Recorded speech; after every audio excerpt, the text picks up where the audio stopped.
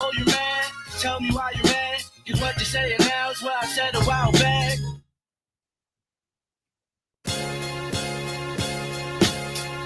I know they got a lot to say, but I ain't worried about them, homie, not today. I'd rather niggas talking shit than forget about me like Dr. Dre. Oh, you mad? Tell me why you mad. Cause what you're saying now is what I said a while back. Oh, you mad? Tell me why you mad. Cause what you're saying now is what I said a while back. Me and my niggas about to blow like a small dart. If the money flowing like water, that means you all parts. That's why I'm at the mall copping like I'm Paul Blart. But honestly, I wouldn't care if it was Walmart. Cause nigga, I don't be lying and all kinda. I be designing flows, applying to small timers. I'm on my mind. Bro, I heard my dog say before in the live stream that he would go get the dopest fit from Walmart. I've heard it. Oh, my echo's on? Hold on. All right, there we go. Let's go. Remind them of Alzheimer's. Y'all minor, probably caving like y'all mining. They fall silent like they riding the Paul Simon. When I get money, I'm gonna buy me a small island. See niggas listening, but to be able to hear and comprehend what I'm saying, it take discipline. Cause I don't beat around the bush. I spit that shit that had you feeling like you reading out a book, or that pressure shit that you don't leave around the crook, and I'm good to go. Niggas probably hating, but I wouldn't know. I know they got a lot to say, but I ain't worried about them, homie, not today. I'd rather niggas talking shit than forget about me like Dr. Dre. Hey, oh, nice. Tell me why you mad. Nice song. You say it now is what I said a while back. Oh, bro, what's good, man? What's good? My bad. How you doing, bro? Good? I'm good. I'm 2 minutes dog. late. My bad. No, you're straight, dog. I was gonna start it, man. I'm glad that started that way because you taught me that, dog. You taught me how to say, this is my stream, bro. Flawed's late. I'm hitting go live. Gotta go no matter what. When he pops in and we'll do the thing. That's regular for me, bro. I'm supposed to start at 5 every day, and I end up starting at like 6:30, 5:30, 5:40, weird times. But you know, at least we're here. Hey, at the end of the always day, make it. Yeah, at the end of the day, you still come on the stream, so that's all that matters, right? Exactly. I'm trying to figure out where I should put this screen. No, okay. You're good, dog. You can do it. You can do what you're doing. I just wanted, you know, what's crazy is I didn't realize how much music you got. Yeah, I've been making music since like really my music that's on the internet has been out since like 2010, 2009, 2010. Okay. I've been dropping albums since, well, not, I wouldn't say albums because I don't own none of the beats until recently, but yeah, I've been dropping consistent like music. Is that why they're labeled like they all seem like you dropped them like bam, bam, bam, after another? It's because you were getting the rights to the beats. Yeah. So I have like I've had them all on like DatPiff or like internet weird like mixtape places, but my dog said that. Yeah, that was my spot for a while. But after that, after like recently, probably like 2000, I think it was like 2019 is when I put everything, or 2020 on all the streaming services. Okay. Yeah. So it looks like it all came out at the same time, but it was all pre-made before that. Yeah, before we get too carried away, man, let everybody know who you are and where to find you, man. I should have done that a little better, huh? It's all good, man. My name is Flawdzilla. On YouTube, I'm FlawdTV. Everywhere I'm FlawdTV, really. Music, I'm Flawdzilla, is what it is. But even all my music, my name is Marcus Black. I had a different name all the way up until 2020, I think, 2019. Okay. But yeah, so YouTube, FlawdTV, Twitter, FlawdTV, Instagram, FlawdTV, Rumble, FlawdTV. Those are like the biggest things that I use. That makes sense because that Lost But Not Least, that song Marcus Black, right? Ain't it? Yep. Do you know Marcus Black, or do you like Marcus Black, or something? Oh yeah, right off rip. Yeah, the intro. Yeah. That's my boy Smitty. That's dope, dog. Like I really did not understand how dope you were with the music. Thank you know what I'm saying? I did it. I was sleeping on you, and I'll say this, man. You gotta be from up north, right? Yeah, I'm from New Hampshire. So I can hear that northern sound. Yeah. And I'll be real with you. I have not been a fan of northern flows like that northern sound my entire life. Like I didn't mind some songs, but I really didn't vibe to like the whole trip. Like even Kanye, there was a few Kanye songs. And I'm like, this I don't like that. Joe Budden the same way. Throw it out. It's like it's a real like Mecca style where it's not really much. It's not really. It's vibe. It has a vibe, but it's more like a It's like, I don't know. I know what you're There's saying. not I much understand what flow you're saying. switches. Yeah, It's it's a more of an real acquired basic type of taste. Yeah, style. Yeah, yeah. You have to really be interested in the person as yeah, as an artist, not yeah. just you can't just go off the flow because the flow might be a little repetitive to Yep. you. It And if you is. don't really care about what they're saying, it really doesn't matter. They don't have melodies a lot of times. It's a lot of like monotone, just braggadocio or like preachy type of rap that comes from the East Coast or Northeast, whatever it is. Yeah. It's like that's why the South runs hip hop. That's why Facts. they haven't been able to take it back. It started in New York and it hasn't been able to come back there for like over 2 decades now. So it It's makes just sense. crazy how you kind of like you ain't really bent your style too much. You just threw some southern sound like flows in it. That's It's because I'm influenced by like people like so before I was influenced by people like Cassidy and like New York rappers really is that's what I was really listening to. Jadakiss was a big influence to me. But then I discovered like Lil Wayne around like Carter 2 yeah. and he became like my favorite rapper and he introduced me to all these other southern rappers and it's like that's been what's influenced me after I learned the foundation of rap. What's influenced me is like more southern, sometimes even like West Coast type rap sometimes.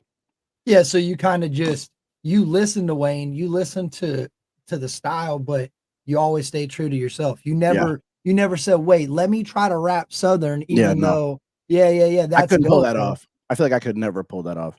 Like I don't have that in me to I'm like really I'm a masshole. Like I'm from New Hampshire, but I'm more Okay. like a I'm I Would you have say a masshole? I'm a yeah. masshole. Yeah, like Massachusetts is full of just people with like this weird energy. So I don't have the southern hospitality in me. Even though I live in Texas right now, Yeah, I feel like a fish out of water sometimes, even though I love it. But it's that's like crazy. But you could it deep hear it in me, I sometimes. got that assholeness.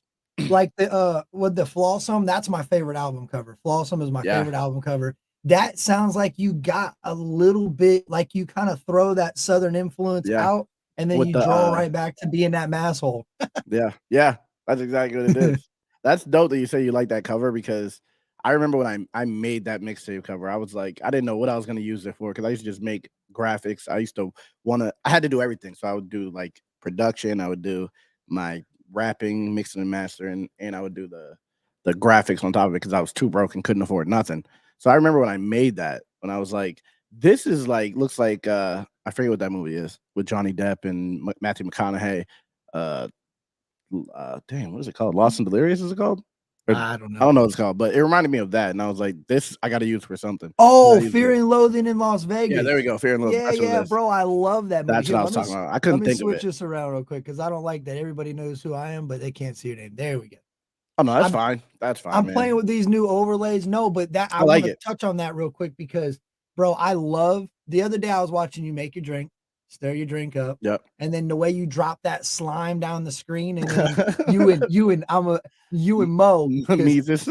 yeah, Mises, bro, the name real the way that the bot says it, and then the way that it's Yeah, typed, I thought it looked it's like Mo to me, but then I was like, that X really because I don't really know French words, but I know right. that faux. I knew this person with the last name Fremo, so it was EAU, and then I was like, that doesn't look right to me. That looks like weird. So I was like, we'll just put an X at the end, and that's not how you spell Mo. Well, dog, I felt like a shithead when I said that because she is It's a really us. big part of the story, like of your show, Yeah, dog. yeah, And for she me is. to just and I meant no disrespect when I said that. I It already just knew that. No one says it it right. okay. Okay. Nobody I says was it like, right, but dang, no one I has said almost Mises. That's the thing. No one says it right, but no one has said Mises. So you're but in. I meant to say Mexis is what I meant to Okay. say, but it felt so awkward coming out of my mouth. Yeah. And then I said Mises, and when I said it, I was like, no, I did not. Just it felt weird. I knew it wasn't right because it felt so weird, dog. I'm like, why did I just say it like that? Yeah, Oh that's shit. hilarious. It's funnier to me because it like she just has to deal with that. She got to deal Yeah. with that because now her name is Mo, and everyone's just gonna. It's gonna be Yeah, they're forever gonna that. feed yeah, that Yeah, yeah, well, bro, that's I mean, at the end of the day, dog, like that's another thing that I really love about y'all is that you keep it real. You're I try, hilarious, dude. man. And I some try. people probably think, man, this dude is an Yeah, asshole. so many. I get so many comments like, "Calm down with the way you're talking to her," and it's like, y'all have no idea. We just roast each other off camera. It's the same as that thing. I can't do anything without her calling me some crazy, like trying to act like I like dudes or like y'all don't hear all that. She talks crazy to me. I just be like trying to chill in my house and I get roasted all day. So it's my chance to do it on the internet. Yeah, she's more like at the end of the day, I think that's important in a relationship because you can cut up and bullshit and crack jokes, but at the end of the day, you can tell that you guys know when it's a serious conversation, and it's really like it's pretty cool to see that, man. Especially on the 14 internet. years. Wow, congratulations, man. We've been together since. So I got out of jail in 2009 after like doing a year and a half, and I met her basically immediately, and we just started dating. I didn't date nobody else, and we just went for 14 years. That's dope, dog. Yeah, it's crazy. Crazy. Yeah, it is. And now you guys are doing a very successful podcast. Yeah, hopefully one day. One day. Nah, man, it's doing great, bro. I see you out there. I see you grinding. Like you're a motivation. I'll say that because I see you just keep moving. Yeah. You don't let nothing stop you. You don't let nothing slow you down. That's why. That's how it all came together. We were living in her parents' like basement for a year. We got an apartment, and then I was like, I'm gonna start making content because the hardest part is like accepting that no one wants to hear you until people want to hear you. So it's like building that up is it's like it affects your soul when you don't grow and grow and grow. But I'm so used to rap. I've been rapping since 2005 and getting like 30 plays on my songs, 40 plays. So it's like I'm just used to putting content out and having people not listen to it. So it's like this is built for me. Basically, that type of adversity is like perfect for me because it just makes me want to just do better and better and better. It's like this is perfect for me. Yeah, you kind of feel like you're on top of a mountain singing, and you just singing. Nobody sees Nobody's you. listening. And then one day somebody's like, "Hey, look at that dude up on that in a plane. Someone comes by over a helicopter. Like, what is this dude doing over here? Let's go check this out." That's literally what it is. Yeah, man. And I'll tell you what, like, it's so humbling to see YouTube. Oh, and I can't hear you. I think my internet's messing up. What happened? And now, hey. Well, I can hear. I can hear you now. There we go. I said it's so cool to see you jump up. I said it's so cool to see you jump up here on these platforms, do your podcast. Oh yeah. Talk about other people, enjoy other content, and not sit up here and go, "Hey, I'm a rapper. I rap. I make music all day. Y'all go check this out." You don't really shove it down people's throats. You know what I mean? I try not to. You find it's that much more appealing. Yeah, you don't. I can't figure out what song is in your intro. I can't find the intro song. Which one? Hold on. So I play a bunch of different songs. You play a few different ones, but the one where you were mixing the drink, I cannot find that song. You're sitting there mixing your drink just recently. It looked like you poured some maybe Hennessy or something in there. Yeah, I'll run it back. Bourbon. It was some bourbon. Yeah, I need to hear it. I'll tell you. I can probably find where it is right now. I was just watching it was like a couple of days ago. Yeah. Because I've been drinking on a couple of podcasts now. I usually don't, but it was like a purple drink or like a pink drink. It's pomegranate and bourbon. Yeah. It's good. Yeah, maybe it was Thursday night. Let's see. I know right away. I want to find it because, bro, I've combed through everything. 7,000. I could tell you. I know the names of my songs. I feel like it can't. I don't even remember what album I was playing. It was right in the beginning. Damn. You literally started the stream with it. Hold on. I'm going to figure it out right now. Because I want to know I like that song, dog. I just like it. It's crazy. Oh, I know what it is. You're talking about Loser. Okay. Is that the one where it's melodies? It has like a piano on it. Yes. That's on my first album. It's the last song on Last But Not Least. Let's see. I made that video. Yeah. No. Maybe. If this ain't, I don't know. It drops different. If this is what you're talking about, this is. Oh, it does drop different. Yeah. Well, it doesn't drop different. The beat goes down. It does all types of stuff. Okay, hold on. Let me see. How old is this? Like over 10 years. What? Yeah. I don't wish I had anything I don't have, and now this ain't it. I gotta find one. It's gonna drive me nuts. That song I made. I think it's over 10 years. Yeah, it was definitely over 10 years ago. It's on my first mixtape, so yeah. That one. Dog, I had my noise canceling on. I was being rude and I didn't even know it. My bad if I was interrupting you. You weren't. I hear you the whole time. Dude, I did interviews. Okay, I've been doing interviews for a while now, right? And I got this monostack soundcaster like broadcast board, and there's effects, there's denoise, there's all this shit. Well, denoise, it will if I'm watching a video and I start talking, it'll drown the video out. Well, I didn't know it did that to the people that were on in the interview with me. It sounded like it was doing it to you. For me, it's really? like when I was talking, you were going low. Well, maybe it does both sides of it, but I'm talking and then I'm looking back on my interviews and people are like, why are you cutting them off? I'm like, damn, I did just cut them off. It happens. People tell me that all the time. Whenever I have anyone on, let them talk more. And it's like, I'm just trying to have a conversation. I don't know. Right. It works both ways. You can't just sit up there and let them speak the whole time. What's the point of having them up with you? I think so. Who else were we talking about? Let me run it back for a second. My bad. I want to figure this out, dog, because I really like this song. Yeah, no, I have no problem with this. This is flattering in reality that you even want to hear it. Yeah, I do. Because I got to keep going back to the beginning of that stream I was watching. I want to say it was the one Thursday night when you're mixing the drink and I was laughing my ass off. I really like the way you pulled down. Like, I really like the pride you take in your podcast. Yeah. And I've heard you speak. You doing it out of your apartment, right? Yeah, it's my living room. No way. Yeah. Yeah, this is like, we don't even have room in here in reality.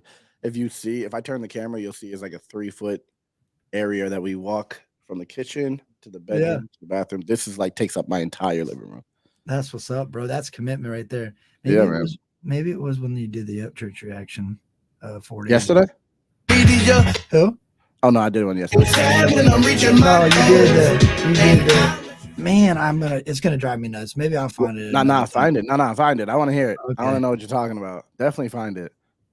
I try not to play too many songs now because people will be like, "What is that song in the beginning?" I like that you do that, bro. I like that you do that because it made me go dig through your whole catalog. Yeah, I'm like, where is this damn song at? That's how I will like force it. I won't be like, "Hey guys, I rap." I'll just play it. If you like it, you can ask what it is, and I'll tell you. But I try not to. I hate when like I see people just like forcing rap. I can't because I just feel like I don't know. I'm more of like is it holistic?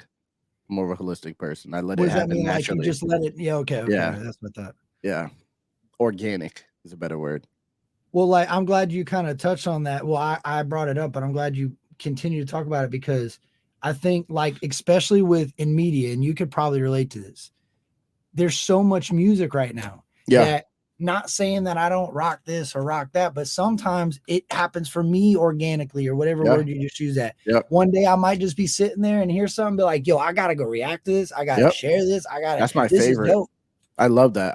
I love when I discover something organically because I feel like a lot of, like you just said, a lot of people have opinions on music, but I know what I like. So if I hear something that I like, I get that feeling like that made me want to rap when I was young, more than just someone be like, listen to this song. And if you like it, you like it. I hate if someone does tell me to listen to a song and it's just okay to me. That happens so much. Like, I don't even know how I ended up with a reaction channel because usually I've been lucky to have good artists to react to because I thought what was going to happen when I started this channel was I was just going to be shitting on people's music the whole time. I swear that's what I thought.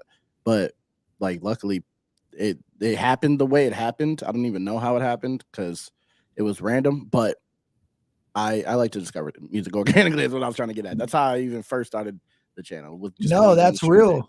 That's real. Well, like the way that music hits me is it's an emotional based thing. Yeah, 100%. So if I'm in this I'm wanting to listen to do something about it. I want to listen to that punch you in the mouth music. I ain't listening to your peaceful love stories and and respect one another. But then, okay, here's a good example. Sometimes you got that though.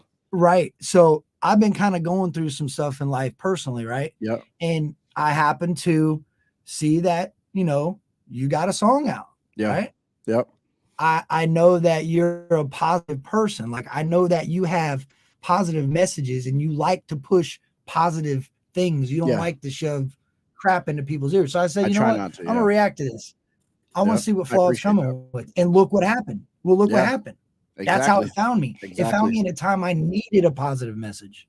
That's how it goes, bro. That's legit. That's why when I was making that song, in my head I was like, this will probably be my least performing song because I know the world hates God in reality. Like the entertainment world hates God. So I was like, this is probably gonna be my least. People will like this the least, but then it ends up being the song that people like the most. And it's like it happened naturally because I just trusted the energy in the song, you know. But all Yeah. my songs aren't that positive, you know. I have some positive messages, but some songs are exactly what you just said. I want to get hype and smack something. Mm-hmm. You know? And that's when, because I didn't know. I think I found the podcast it was on, Word. and I didn't know that. I didn't know that you have more music. Like Yeah. I've heard Yep. you say. So this is what I remember you saying. I remember you saying, I remember you tearing your computer apart, rebuilding your computer. Right before you started doing all that, you were like, "Yo, I can rap." And I'm really about to get a mic. You went out and got a mic. You went out and got everything you need. It was around the time that you went and kicked it with church and or he came to you, right? Yep. So, but I had paid attention to what you were doing before then, but I just thought you were a reactor. I just Like a thought normal, like most of them, every reactor raps or something. You Yep. know what I mean? There's a bunch of that, and a lot of it, people. I like to say I started making music before it was cool to make music. When people roasted you for making music, I was making music back in 2004, 2005, and a lot of people don't have 20 years of making music, like experience making music. I've rapped for like over a decade, retired for a few years, and like went through all this crazy shit. And it's like I just all of a sudden got this urge to do it again, even though I thought I was done forever. That's why I never promoted it, because I was like, there's no way I could keep up with making music consistently as a job, because I like to do it, but I wouldn't like it as a job.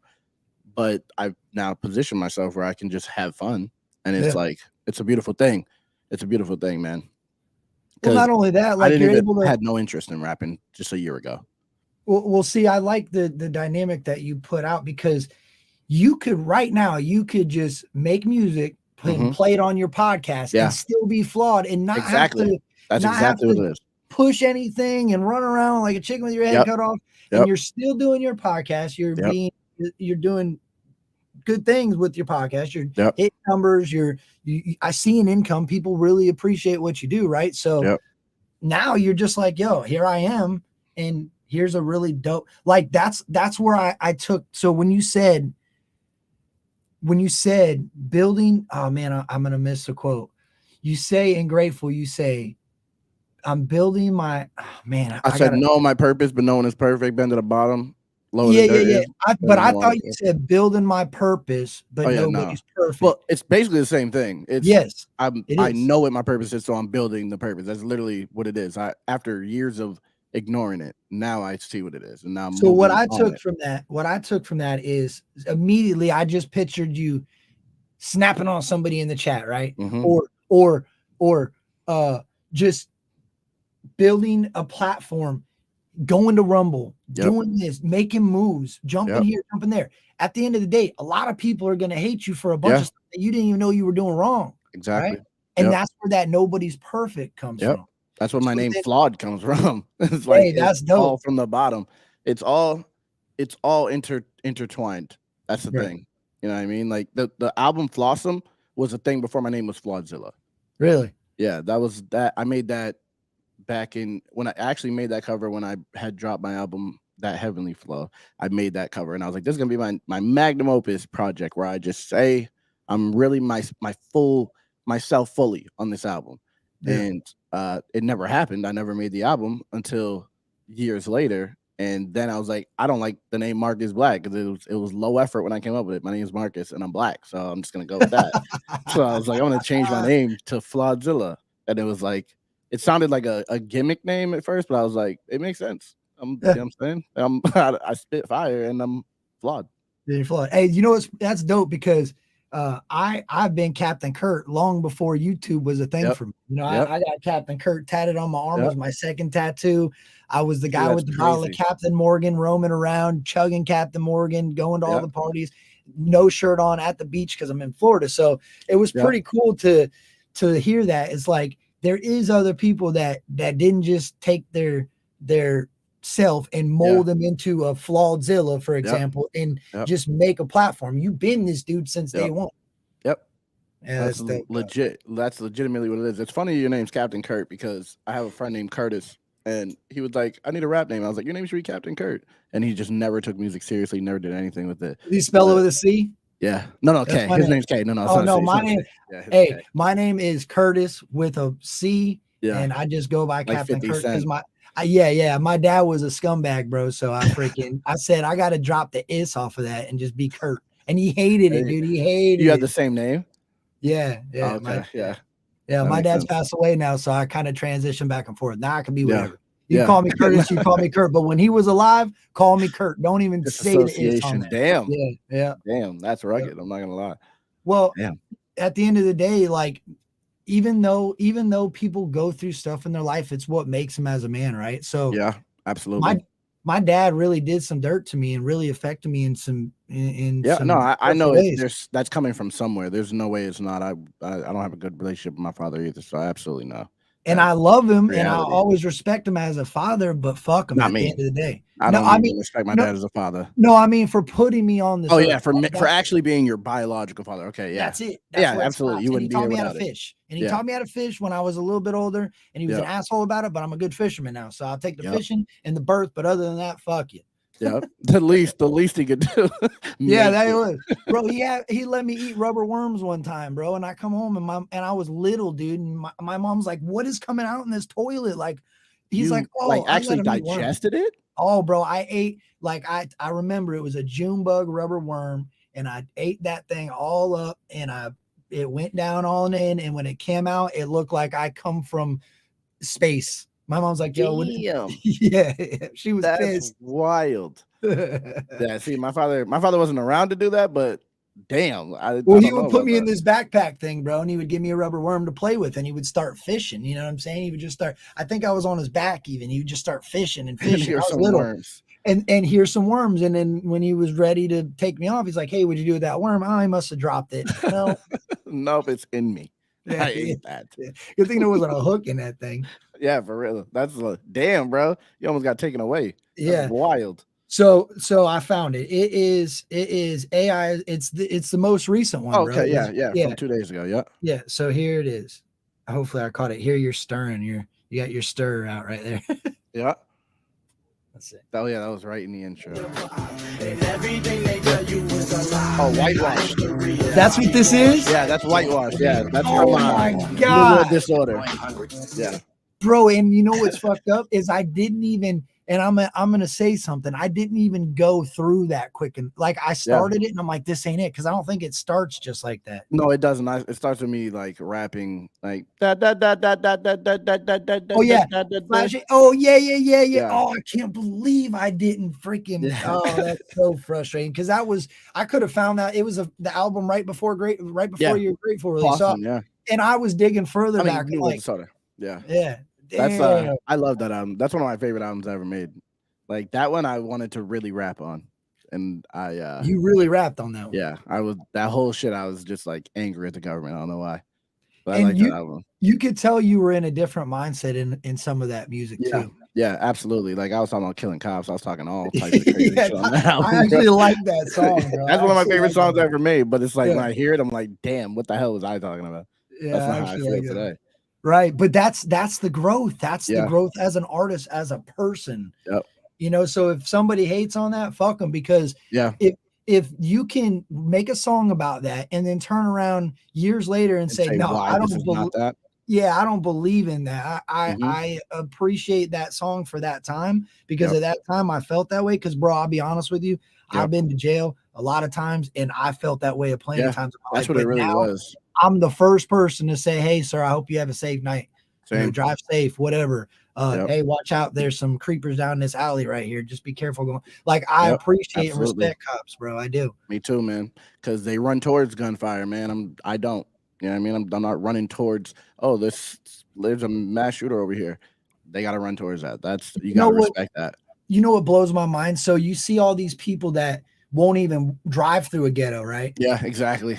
And like, I know what, and I'm sure you do, what Yep. goes on in some of those communities. Hell yeah. So now just picture this officer rolling up at 3 o'clock in the morning to a trap house Yep. and having to get out and go check the area to make sure there's not dude, that's gotta be, wild. yo, bro, that's gotta be insane because there's people in there in those towns and those areas, anywhere really, that are literally just ready to kill them. Yeah, I just saw a video of a cop just standing in Philadelphia, and this dude came out of the side of this house and just shot him in the back of the head. He was just talking to some lady and just shot him. The cop didn't do nothing to him, and it was just like, that's what you deal with as a cop. There was other people on the street. He directly went for the cop to kill the cop, and it's like, that's a wild job. Just trying to. I'm sure that obviously there's corrupt people everywhere, but I think a lot of cops have in their head that they want to help people. Yeah, you know what I mean? 100%. And it's they're like, just it's like PTSD, bro. You got to think every time they go to a call, it creates a little bit more of PTSD every single time. Exactly. So a lot of people give all these older officers a lot of hate and say they're trigger heavy. They've well, been through you know what, bro? They've already had to shoot people off of them, and that didn't make the news. They see the reality of the world. That's the thing. We see like what they tell us, but they actually are there discovering bodies and like all types of things that we could never imagine. They know what the real world is, so they want them to look at it like a fantasy. Yeah, I had a baseball coach that I really respected in Little League growing up, and as we got older, you know, he was more than just a baseball coach. He was a life coach. And he's like, look, if the news and the media really told everybody what cops go through every day, you guys wouldn't go outside. Exactly. You would stay inside all day. Yep. That's scary, dude. That's why I started thinking like that. When you got to come out of your own bubble, then you realize the world is really, it's not what we all think it is. And these people, like, just for the single fact, just like a fireman, like we run out of burning buildings, they run into burning buildings. It's like we can't even imagine that because it's wired in us to dip away from like danger if we can. And these people have to actively fight that fight or flight and fight every single time. And that shit is like, that blows my mind. I think about this all the time, and you don't know what you don't know, right? Yeah, exactly. I say that all the time too. If you think about all the shit that you know, and then you really think about everything you don't know, you're actually a stupid motherfucker. You're an idiot. Yeah, in reality, you're an idiot. We're all stupid as hell. Like, so that's nuts, crazy. Dude. It's a real. That's a real. I say that all the time. We don't know, man. That's like, that's why I have to. I watch the way I treat people. I'm not out here. Even road rage, like I had to calm down with that because people are just having bad days. I'm just like, fuck you, shot in the face. And it's like, okay, I can make it home today. Let me just chill and just do my thing here. Yeah, you really don't know what that person's going through, bro. Legit. Or like you meet somebody and you're trying to explain to them and they really don't understand. And I get frustrated with stuff like that. Yeah. Especially when I think it's so common sense that you should just be able to do it. It's what do you mean you're having a problem? But then I have to step back and think like, maybe they're just not familiar with doing something like this. There's a good chance that person knows a whole lot about a whole bunch of things that I don't know about. So before I start snapping on them on something that I know about, maybe I should step back, help them, coach them, and they might be able to point me in the direction on something I don't know. Yeah, exactly. They might have some information, man. It's really just all an exchange of information. That's what it is. That's why it's becoming there's more and more laws stopping it because it's really all about the exchange of information. There's no way we can know what other people know. Like even if when you grow up in the same house as someone, like your brother or sister, you still have totally different like intellectual levels, totally different like ways that you see the world. So you can learn, if you can learn from your brother, then you can learn from a stranger, a complete stranger. Because they go out, your brother might be doing here with his clique, your sister's over here. At the end of the day, they come to the dinner table. If there's no communication, then you're never going to know each other. You won't learn the world. Yeah, dude, that's pretty dope. That's a good way to look at it. Yeah, man. That's why it's like, I used to be the first person to call people dumb, just like you just said. I used to be like, okay, yeah, you're clearly an idiot, but it's like I try to stop because I've learned from people who I considered idiots, you know, which means that I'm the idiot. In reality, we're all just idiots. Yeah, that's facts. We're all, well, if you think about it, like look at a computer, look how computers work. If you put two computers together, those computers start to learn each other and they become stronger and you continue. That's when you get like a supercomputer, or it's, you know, and then, and it makes sense that they don't want us to be like that. They want us to be locked into these bubbles. That's where it goes back to Grateful. With a bunch of blind people, a bunch of people with their eyes closed, just watching this pendulum swing back and forth. And they're going this way when they say that way, and that way when they say that way. They don't want people that ain't even going to look. They don't want people that are they don't want to look. They want people to not want to look. Right. Right. And that's what they're then, rather than just saying like you can't have this information, like this information is dangerous. You are contributing to the death of people if you learn this information. That's where they're going with this misinformation, disinformation, the dangerous rhetoric. You're not even allowed to and like the things you say now, if you said it in 2020, 2012, you'd be fine. If you say it you'd be now, it's gone. like, You'd be yeah, you're done. out of See here. ya. It's Yeah. like ridiculous the way this Yep. is working right now. People just fall right for it. Well, they don't even, you're right, because they didn't, like, I've seen Dave Chappelle on Saturday Night Lives. I mean, you're right. There was really no, no one say cared. what you want to say, dog. Yep. Now No one cared about you're nothing. right. It's like, no, you're canceled. You're canceled. Yep. You're out of here. Yep. And then they can crazy, retroactively cancel you on top of it. It's like things you said when it was okay when you said it. Now you gotta, if you don't bow down, you're automatically taken out of the situation. And it's like that leaves no room. You'll be afraid to act today for what's gonna happen in 2030. And it's like they're teaching you to be a sim is what they're doing. You don't get to have different, if you don't go with the flow right now, you could possibly lose whatever you have built in 2030 now. They're making a bunch of yes men. They want people to go, okay, I'm doing it that way. And if they say no, then they're going to say, oh, remember what you said back in 2012? Exactly. That's exactly what it is. You don't remember? Here, let me refresh bring up this tweet social media. Yeah, boom. There That's you go. Exactly what it is, man. Oh, you want to bow down now? All right, we'll delete the tweets. Yeah, and we'll hold it back, and then we'll just bring something else up because we know you have something else. They'll turn anything into, like, you don't have to.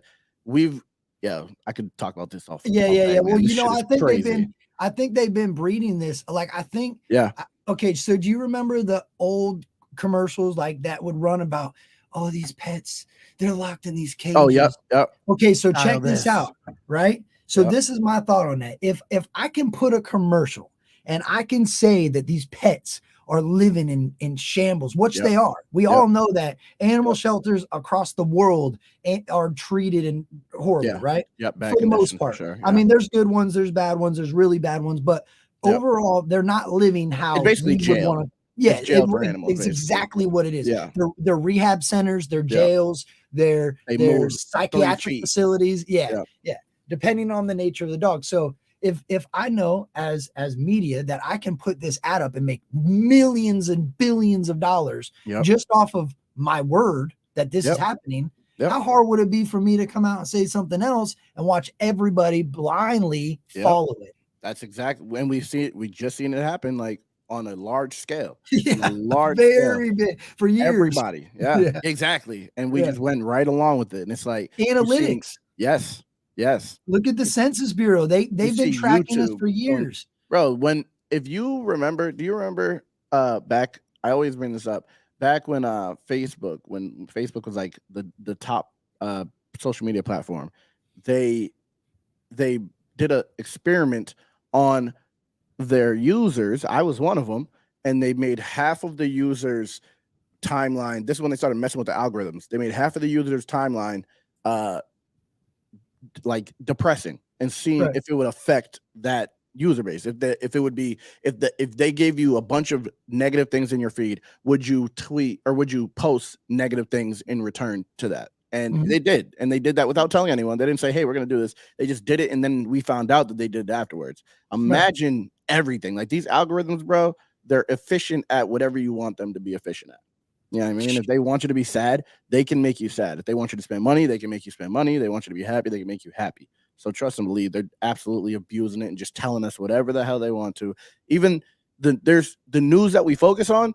For everything we see, there's like thousands of things that are worse that are happening that we don't care about. We're just like, this right here that they're telling us is the saddest thing in the world right now, even though there's people actually being like tortured in this world. Like in China right now, there's people being imprisoned for just their race in reality. And we're like, yeah, we're not worried about them. Let's worry about Russia. Let's worry about Ukraine. It's like all these other things. We're just ignoring this. Africa has like 400 people dying in villages from like terrorism and all this craziness. We don't care about none of that. We care about what they tell us to care about. And it's like, it's crazy. That's why I just don't care. People are like, oh, so you're trying to, and they try to make it seem like you're bad for like saying fuck that.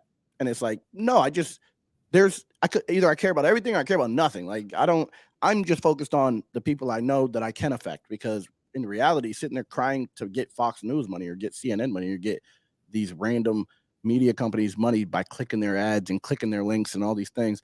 It's like it's legit a matrix. When I say we live in a simulation, it's like we really do. The things that we get money from, you can't touch. It's not a tangible thing. Like the internet, if it's shut down tomorrow, I'm homeless next month.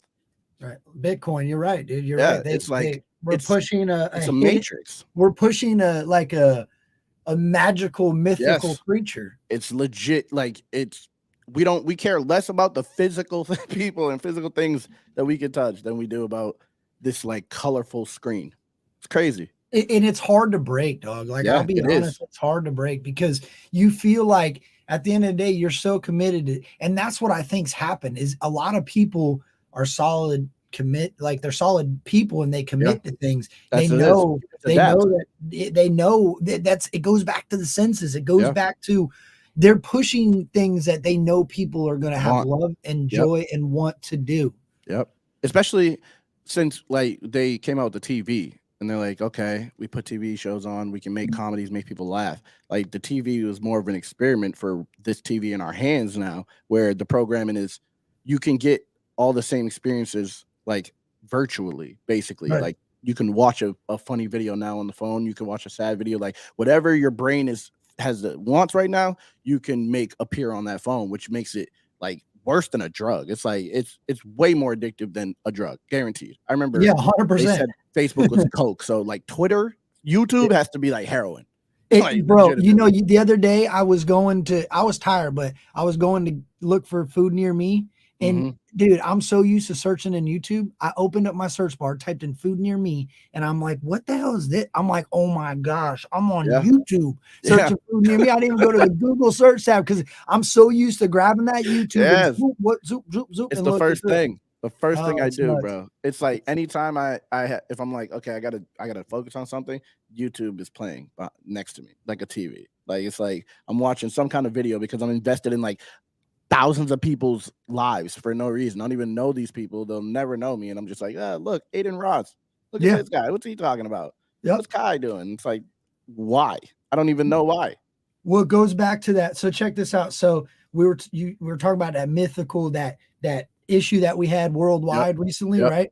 So with that happening, do you remember when it was, we're not going to the doctors, we're going to Zoom? Yeah. We're not going to court, we're going to Zoom. Yep. So there's a lot of people. Stay in your house. Well, check this out. It wasn't even, I don't even think the stay in the house was the most crucial thing. What I really think they wanted people to do was download Zooms, be able to be familiar with how to get on something like this, so that people would start going to their phone and going live and doing things so that they're easily manipulated. They also put a lot of money into all of these apps and things. Like Zoom became like a multi-million-dollar company in a few months. Like there were certain companies in position prepared to take care of you. You know, like inside trading, basically. Yes, they knew what the hell they were about to do. Just like we could talk deeper on it, but like just like the ultimate thing that everyone was pushing, there was money. It was money invested into it. They made like billions of dollars, and they already accounted for lawsuits. But then they made it so they can't get sued, and it's like they still make such a big bag off of it. They get sued for like 7 billion, but they make like 30 billion, and it's like. Well, I wanted to, I know, I don't, you're right. We could touch on it more, but I wanted to make sure that was something, because I listen to you talk about this a lot. I know this is something that you pay attention to. I'm passionate about. You're very passionate about it. Yeah. So as a person and as an artist, because I know that's why I brought up the songs. Like you've talked about different things in songs that you completely disagree with now. Yeah, absolutely. So with, and having this conversation, you can go back and listen to your music and be like, yeah, there ain't no way he believes that now. Yeah, so I've had so many people say exactly that. That's the funniest thing. Like you're totally different than this song that I'm listening to right now. So that's why I didn't find the one in your intro, because be real with you, when I heard it, I knew that song Whitewashed is not how you truly believe. Yeah, well, so the thing is I do still believe certain parts. I believe it too, but I believe it isn't. It's not because it doesn't exist. I think it's because of exactly what we're talking about. Yes, exactly. It's not made known. that so when I made it, it was more of exactly what you're trying to say. I don't agree with that, but I do agree with what you're saying right now, because Right, it's right. really like it's really politics and just exploitation of this country, of the people of this country, is what it is. It's not like, it's not a racial thing. It's a class thing that's happening in America, and it's like they're just trying to make the gap bigger and bigger between us and them. And it's Yeah. like we haven't even seen what hungry in America looks like for what's They're coming.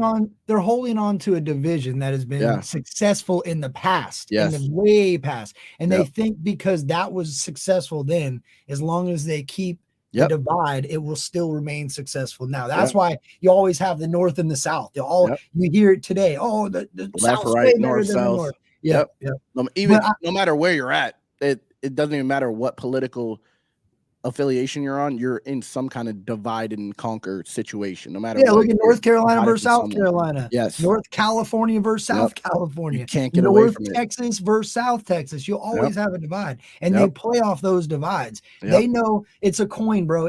This is what's crazy. It goes back to a quarter. There's a Yep. heads, there's a tails, and there's a good chance that sucker might land on the rim Yep. and roll around for a second and then fall Yep. to one side, right? So if they know that, they say, okay, well, 50% of the people are going to believe us and 50% of the people ain't. Yep.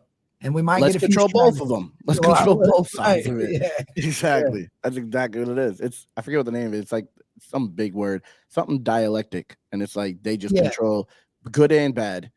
And then you just fall in line. When really the way away from it is to ignore it and to not feed into it. But we can't, because we're naturally curious creatures. So they know how to appeal to you because they've spent billions on advertising and marketing. They know exactly what the CIA has been trying to figure out how humans' brains work since before we were born. These people have us like in the palm of their hand, and all we have to do is not feed into it. But we could never. Is that where you because I see, do you know who Burden is? Yeah. Okay, so I've never seen you do a reaction, I don't think, but I've seen. I've reacted to a couple of his songs. Oh, you have? Okay, so I've seen that. I've seen Tom. Is that where you kind of lean towards the independent artists that are more open minded? Like, yes, absolutely, absolutely, yeah, absolutely. I like but then so I have so many different sides, right? So I listen to all types of music. I'll listen to Tom Upchurch, like Bryson Gray. I listen to so many different people, but in reality, I have just as much ignorance on my playlist as I do that on my playlist. And it's like my brain, like you just said, that sometimes I want to forget that the world is what it is and like be in some kind of ignorant movie type of music. Like I listen to Comethazine a lot because he just makes my brain feel like I don't have to think. He just talks about violence and like sex and drugs, and it's like even though that's not what my life is, it's like it makes me like it's so unrealistic that I don't focus on what's happening in the world. It's like watching a movie to me.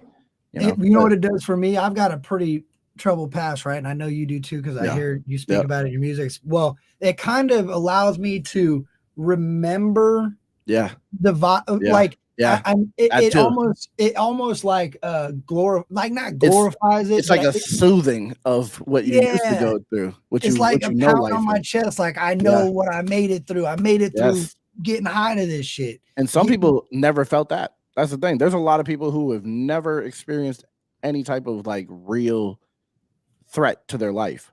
Right. And there's a lot of people like that walking around who think that they like could outlast a storm, outlast you in the storm. It's crazy how this world works, because people like us, we're grateful for today because of things like that. But there's people who are creating problems today who don't want stability and normalness. They want chaos because they've never went through that. That's the craziest thing. I don't know why they think it's cool. No, it's true. They think you're right, bro. They think it's like it's not okay. I think that they don't understand what they're getting themselves, because I didn't, dude. I didn't. I thought I wanted jail. Well, not only that, dude, I would go to jail and I would be like, the first couple times it was rough, but the first couple times were one of the roughest times because I went through it, right? So after that, it was to the point where I didn't like sitting in booking, so I'd go to booking and I'd push somebody or I'd fucking tussle with the guards. so I could go to my bed and go to sleep. I was comfortable. I didn't mind. I ate the food. Bring me the shank. I didn't care. I'll make some soup. I'll whip some things up. It ain't no big deal, dog. I got coffee in here. That's how my last day was. The last time I went to jail, I was like too comfortable. I was way too comfortable in jail. And that's scary. And you know what's crazy, bro, is I had some stuff that I had a DUI. Like after I started getting out of trouble, I ended up getting in trouble again. I made a mistake. I got a DUI and I got arrested, but I didn't get taken to jail. I got a written arrest, notice of appearance, right? 3 years went past. In 3 years, I've been doing my thing. I had a kid. I was chilling, or another kid, I should say. I was chilling, doing my thing, whatever. And next thing you know, they say, hey, man, you got to go spend 2 days in the county jail. And I'm like, oh, 2 days? That ain't shit. Yep. Dude, it was horrible. Yep. Because I got out of that shit. Dude, I would hate to go to jail right now, bro. Oh, my God. There was a guy in season because he was withdrawing from alcohol, and they were just kind of like, they don't care. I'm like, yo, is somebody give this fucking dude help? Before, I would have just rolled over and closed my eyes and went to sleep. But now, like that, it was crazy, dog. It's wild how your brain changes, bro. Like that experience is those type of experiences are what make you appreciate life today. Legitimately, your life is, you realize what life is after you go through things like that. You really do. The mind state is wild, to be honest. But you don't have to go through those. See, no, you don't. People, and I think that's what these people believe. I think some people, like, bro, I'll be real. My son has a thrill of not getting in trouble, but getting to the brink of getting in trouble. Like he'd rather ride his bike and act a hellion with his friends than sit on the internet or play a card. Like, and I get it, the thrill of just and I'm glad that he has that, but I'm afraid for him because I'm like, dog, him being your kid. And you worry even more. Like, damn, I know what my life was if he's anything like me. I told him early on, I said, bro, what you're doing now, it's not bad. But I promise you, as you get older, it's gonna keep. But you know, the scale. when your parent tells you that, it like goes in one ear and out the other. It's so hard to. I remember being told like, you will not like to go to jail. I'm like, and I still was like, you know what? I'm man. I had like testosterone and hormones raging, and I was like, I don't care. I don't care about nothing. I'm just gonna basically, what's the word? Like bully my way through life is what I thought. Then I went to jail, and I was like, damn, like you can't beat the COs. Like no matter what, eventually they're gonna make you submit, no matter what. And it's like, so in life, you have to kind of maneuver better than that. Like it ended up creating like a logical side of my brain. I didn't have much logic before I went to jail, and then I realized what it was, and I did a year and a half, and I was like I could make this a rough year and a half, which I kind of did to an extent, but like not as rough as it could have been had I kept thinking the way I was thinking. And then that translates to life. Like I could, when you're in jail, you're like, if I was out, I'd be doing this, I'd be doing that. I really did that instead. It's a mindset. It really is a change of mindset. And that's why Grateful was such a powerful song to me, bro, because what you talk about that is so true. Is like you might have a whole bunch of negative shit in your life right now. And if you start putting positive stuff in there and not adding any negatives, eventually what's going to happen is it's going to outweigh it. And yes, you're going to have problems in your life. Some of that stuff, like if you're a convicted felon, some is unavoidable. It's never going to go away. It's going to be there forever. People are always going to say you're a scumbag. I always get people that try to bring up my past. And I'm like, yeah, there you go. I was a fucking scumbag back then. You're absolutely correct. Congratulations. You found the scumbag Kurt, but here I am today, and I'm not the same person. So bring it up, talk about it, share it with all your loved ones. But you know that they're miserable. Those 100%. People, they're not happy with life. If they have to try to make you feel bad for your past, you imagine what they're running from in theirs. It just it doesn't. You wouldn't be focused on someone else's shit if your shit was together. And sometimes I also think they don't have a past. Sometimes I think they've never been through nothing. They're miserable with their life because they don't have a life. So the only way they can create a life is create tension in others' lives. So it will give them something to entertain themselves. I know people just like that. Oh, it drives me nuts, dog. It drives me nuts. That's why I don't really mess with nobody, bro. It's me and Mo. We moved out of my home state to Texas because I was like, there's just too many people that I know that are going to try to bring me down. I guarantee it. And I want my family to move out here, but they're taking too long. But I'm not going back to New Hampshire. Never. Just because of things like that.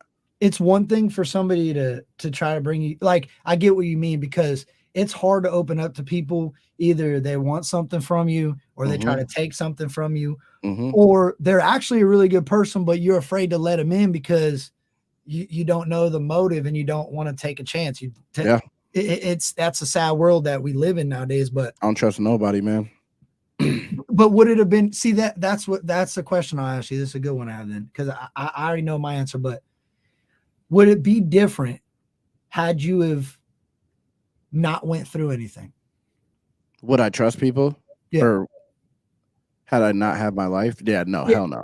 Like, It would. No, it definitely would. Yeah. I mean, it would. Would you open up to people and allow them to be around you if you had not went through the struggles you went through? Yeah, probably. That's the thing. So up until the struggles, I was totally letting people in and do that type of shit. And then it was this like struggles that came from mixing with wrong people, and like even like a lot of it was me, but then other people like to make it even harder when you're trying to do good. And people, I feel like everyone has in them to be the worst person, and we don't know if it already happened or if it's gonna come up in the future. And people, and if they could be currently in that state right now, just telling you they're a good person, and it's like running that risk. I can't do that because I know what the world is. Because you've done that. Yes, exactly. Because I've been that person. Exactly. I've been that same person saying, I'm an angel. I ain't gonna do you like that. Meanwhile, I'm a scumbag motherfucker. I've been that had those multiple exact times. Intentions, and I just didn't tell you. So, yeah. So if I didn't go through anything, I definitely would be. I'd be more naive to the world. Bro, I'm about to I'm about to throw these lights in the fucking trash right now. So give me 1 second. I'm not going. No, I'm gonna make you laugh here because you are gonna laugh. I'm sure you went through these same struggles in a minute. Well, I still have struggles. It might go. No, with your lighting is great and your camera looks great. So I don't want to hear nothing about a struggle right now. Hold on. Well, I appreciate that. The camera's good. The lighting is like janky. Definitely. I got them from Amazon for like $10. Okay, listen, this is my problem. So I got 1, 2, 3. I'll count this thing over here as a light because it's technically a light. It's a you mean like that kind of lighting? Yeah, no, I have that. I had those like a bunch. No. I mean this type of lighting too that I bought, but it'll come in handy for. It's like an effect light, And I got another. I got this light over here. This thing just died on me. So, oh my god, bro, my freaking. I had a cheap camera, right? A cheap camera. I had like an on. Because I do all my reactions from my phone, right? Yeah. And I edit them on my phone, I upload them, but I didn't like going live and holding my phone here like this or putting it on a thing, and then my phone would start overheating. So I had an old computer, so I bought a camera, cheap camera, and I didn't realize that back in my day when you would run a webcam, because I'm not computer savvy whatsoever. When you were tearing apart that computer, it was like you were building a spaceship to me. I don't know, bro. I didn't even know what I was doing. That's why I was doing it live. Building the computer, I'm not help. Using it, I'm fine. Building it, I probably ruined it. So I got this camera, and in my brain, I'm like, oh, a $30 camera compared to a $130 camera, it's probably in comparison. I mean, it's not gonna be 4K, 1080p, but it'll be. No, I was wrong. I've been looking homeless on that damn thing forever. Now I got a decent camera, right? And the lighting for the crappy camera was really rough. Like you turned too many lights on and didn't put them at the right angle. It was fuzzy, white and fuzzy and whatever. So then I was talking to my dog Simple Man, and I'm like, bro, I think my camera is the problem. He's like, yeah, definitely. Because his stream looked great, dude. He had a good solid camera and a bunch of shitty lighting. So he had the opposite as me, right?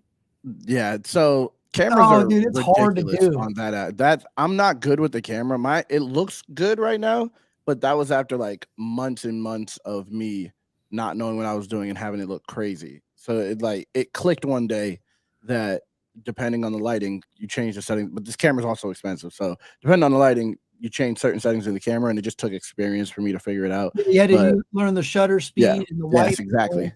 Exactly. But before my colors were wild. They looked crazy before.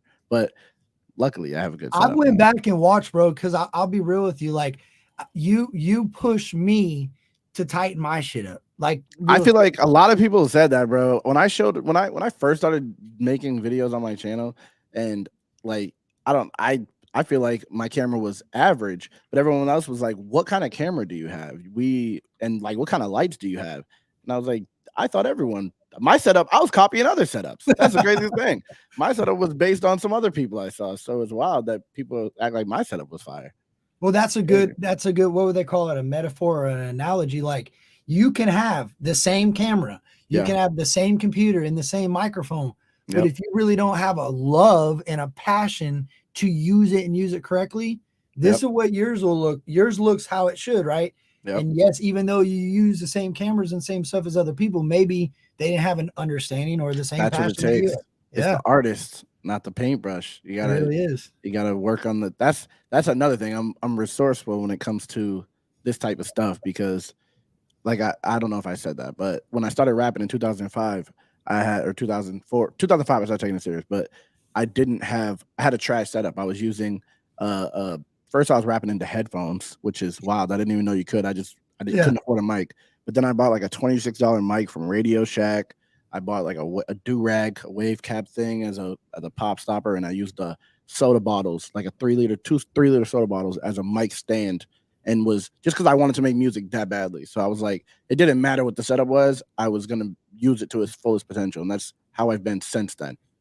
Huh. Like Do no you matter know, what I'm doing. you ever heard of Little Payday? Is that the one that Upchurch bought a studio for? Yep. Yeah, I've seen him. Bro, his song All Nah that he's got, that song that's out of his earbuds. That's how it goes, bro. That's Bro, how it goes. At that time he made All Nah at 12 years old, dog. Yep. You know what I'm saying? When you got it, bro. When you want to do something, you'll do that shit, bro. That's what I always try to tell people. When people are like, where should I start? I'm like, bro, start. That's how you do it. You start and fail, and then you'll figure out whether you want to do it or not when you fail too many times and give up. You know? Yeah, facts, bro. You have to, and that's why I always say I do my reactions from my phone. People can say it's braggadocious. You're just trying to make yourself look better than it. No, I'm not. No, I'm trying to reality. show. Well, I'm also trying to show somebody else that's sitting at home right now that's going, damn, I wish I could do that. You can. That same little square device that you're watching out of right now, that you pay a phone carrier a certain amount of money every month until you pay that device off. That device right there in your hand is one of the most efficient money-making tools in the world. It makes people millions every day, bro. Every day. Here. And everybody has one. You don't need to own a welder. You don't need to own a pool cleaning truck. You don't need to own. You have a device that will make you tons of money in your hand. Absolute facts. Put it to use. Absolute facts. That's the thing. People always they focus on the cameras, they focus on the lighting, they focus on all that, and it's like start somewhere. Like you should be started before you have all that set up, because it's going to be really disappointing when you spend all that money and then it doesn't do anything. You should be getting comfortable on camera. That's the only reason I even started reactions, was I just wanted to get comfortable on camera, and then I guess they worked out, but I had the right mindset that it was like it's a build up. You can't just jump into something and win and get it. Like the fact that you do it off your camera. There's so many Vine. You remember Vine and Instagram and all these people? They're now millionaires because they set up their camera and made some videos. They just were clever with the setup that they had. If you are efficient and resourceful, a phone is more than enough. My biggest inspiration got famous on Vine. I'm sure you know that, Ryan Upchurch. I didn't know that. Dude, I didn't know that. First time I saw him was on Facebook years ago. I didn't know he was on Vine. Yeah. So he was a comedian on Vine.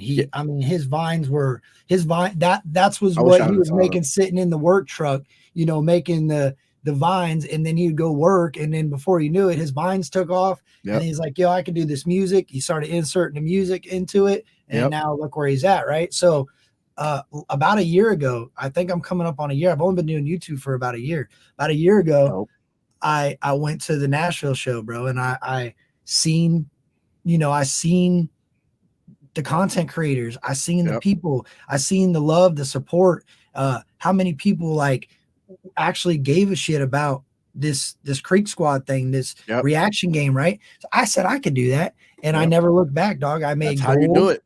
I set goals, and I achieved my goals, bro. And I made more goals, and I kept going. That's how you why, do it, man. yeah, that's the only And way you you don't can do stop it. until you hit the goals. You don't stop because you're not hitting the goals. That's the thing. People set goals, Push don't hit them, and harder. stop. But if you set goals, you should not stop until you hit the goal. No matter Right. what it takes to get there, hit that goal, because then you'll like really it's just consistency and time to do anything. Like my channel grows. My channel like stopped growing at 117K, and most people would have been like, my channel's dead and gave up. But instead, I was just like, okay, let me just figure out how to maneuver this, and now I got 20,000 more subscribers. You know, I so always it's like, wonder I always wonder this. Where is your YouTube? I know you got a YouTube plaque, right? yeah, right here behind this cancel crunch, if you see. Oh, I see it now, bro. Yeah. Damn. I Yeah. always wondered My where head's always covering it. because you were talking about the Rumble trophy, right? And you were like, Yeah, yo, it's yeah. dope. And then you said, oh, yeah, I got a play button. I'm like, where is the play Yeah. button?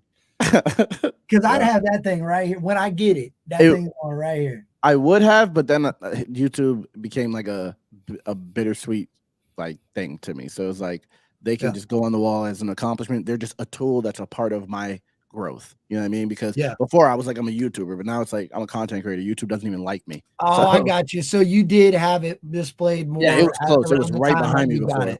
It was right behind me before. But then it's like YouTube is just a part of the journey. You know what I mean? Yeah, that's what's up, bro. I respect that. That's a good way to look at it because you're not really a slave to that. Like, you're not, I refuse. Yeah, that's dope. That's dope, man. Like being throttled for talking about politics was like, okay, I'm out of here. I got to be other places. I got to do everything now. I can see that. Like, at the end of the day, I got mixed feelings on that a little bit though, because this is what I'll say. I think that me personally, and people aren't gonna like this, but I don't care. I think that in school or as you get your driver's license, you should be required to go through some sort of political coaching, not for a party, but an understanding of what politics truly is. I think so too. Yeah. And how it works. And if you don't obtain that card, you cannot have an opinion. No, see, I don't agree with that.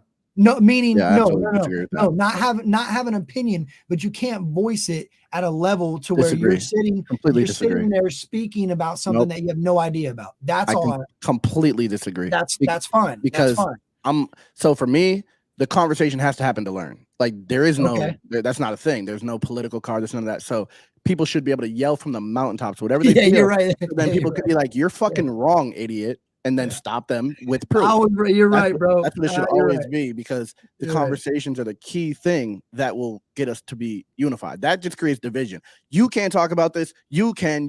Like the people who can't talk about it. You're right, bro. I should have fucking. I wish I could run that back. You're right. People who have the politics card will be killed. Because most people don't know about politics. That will be a thing of the past very quick if it became a thing.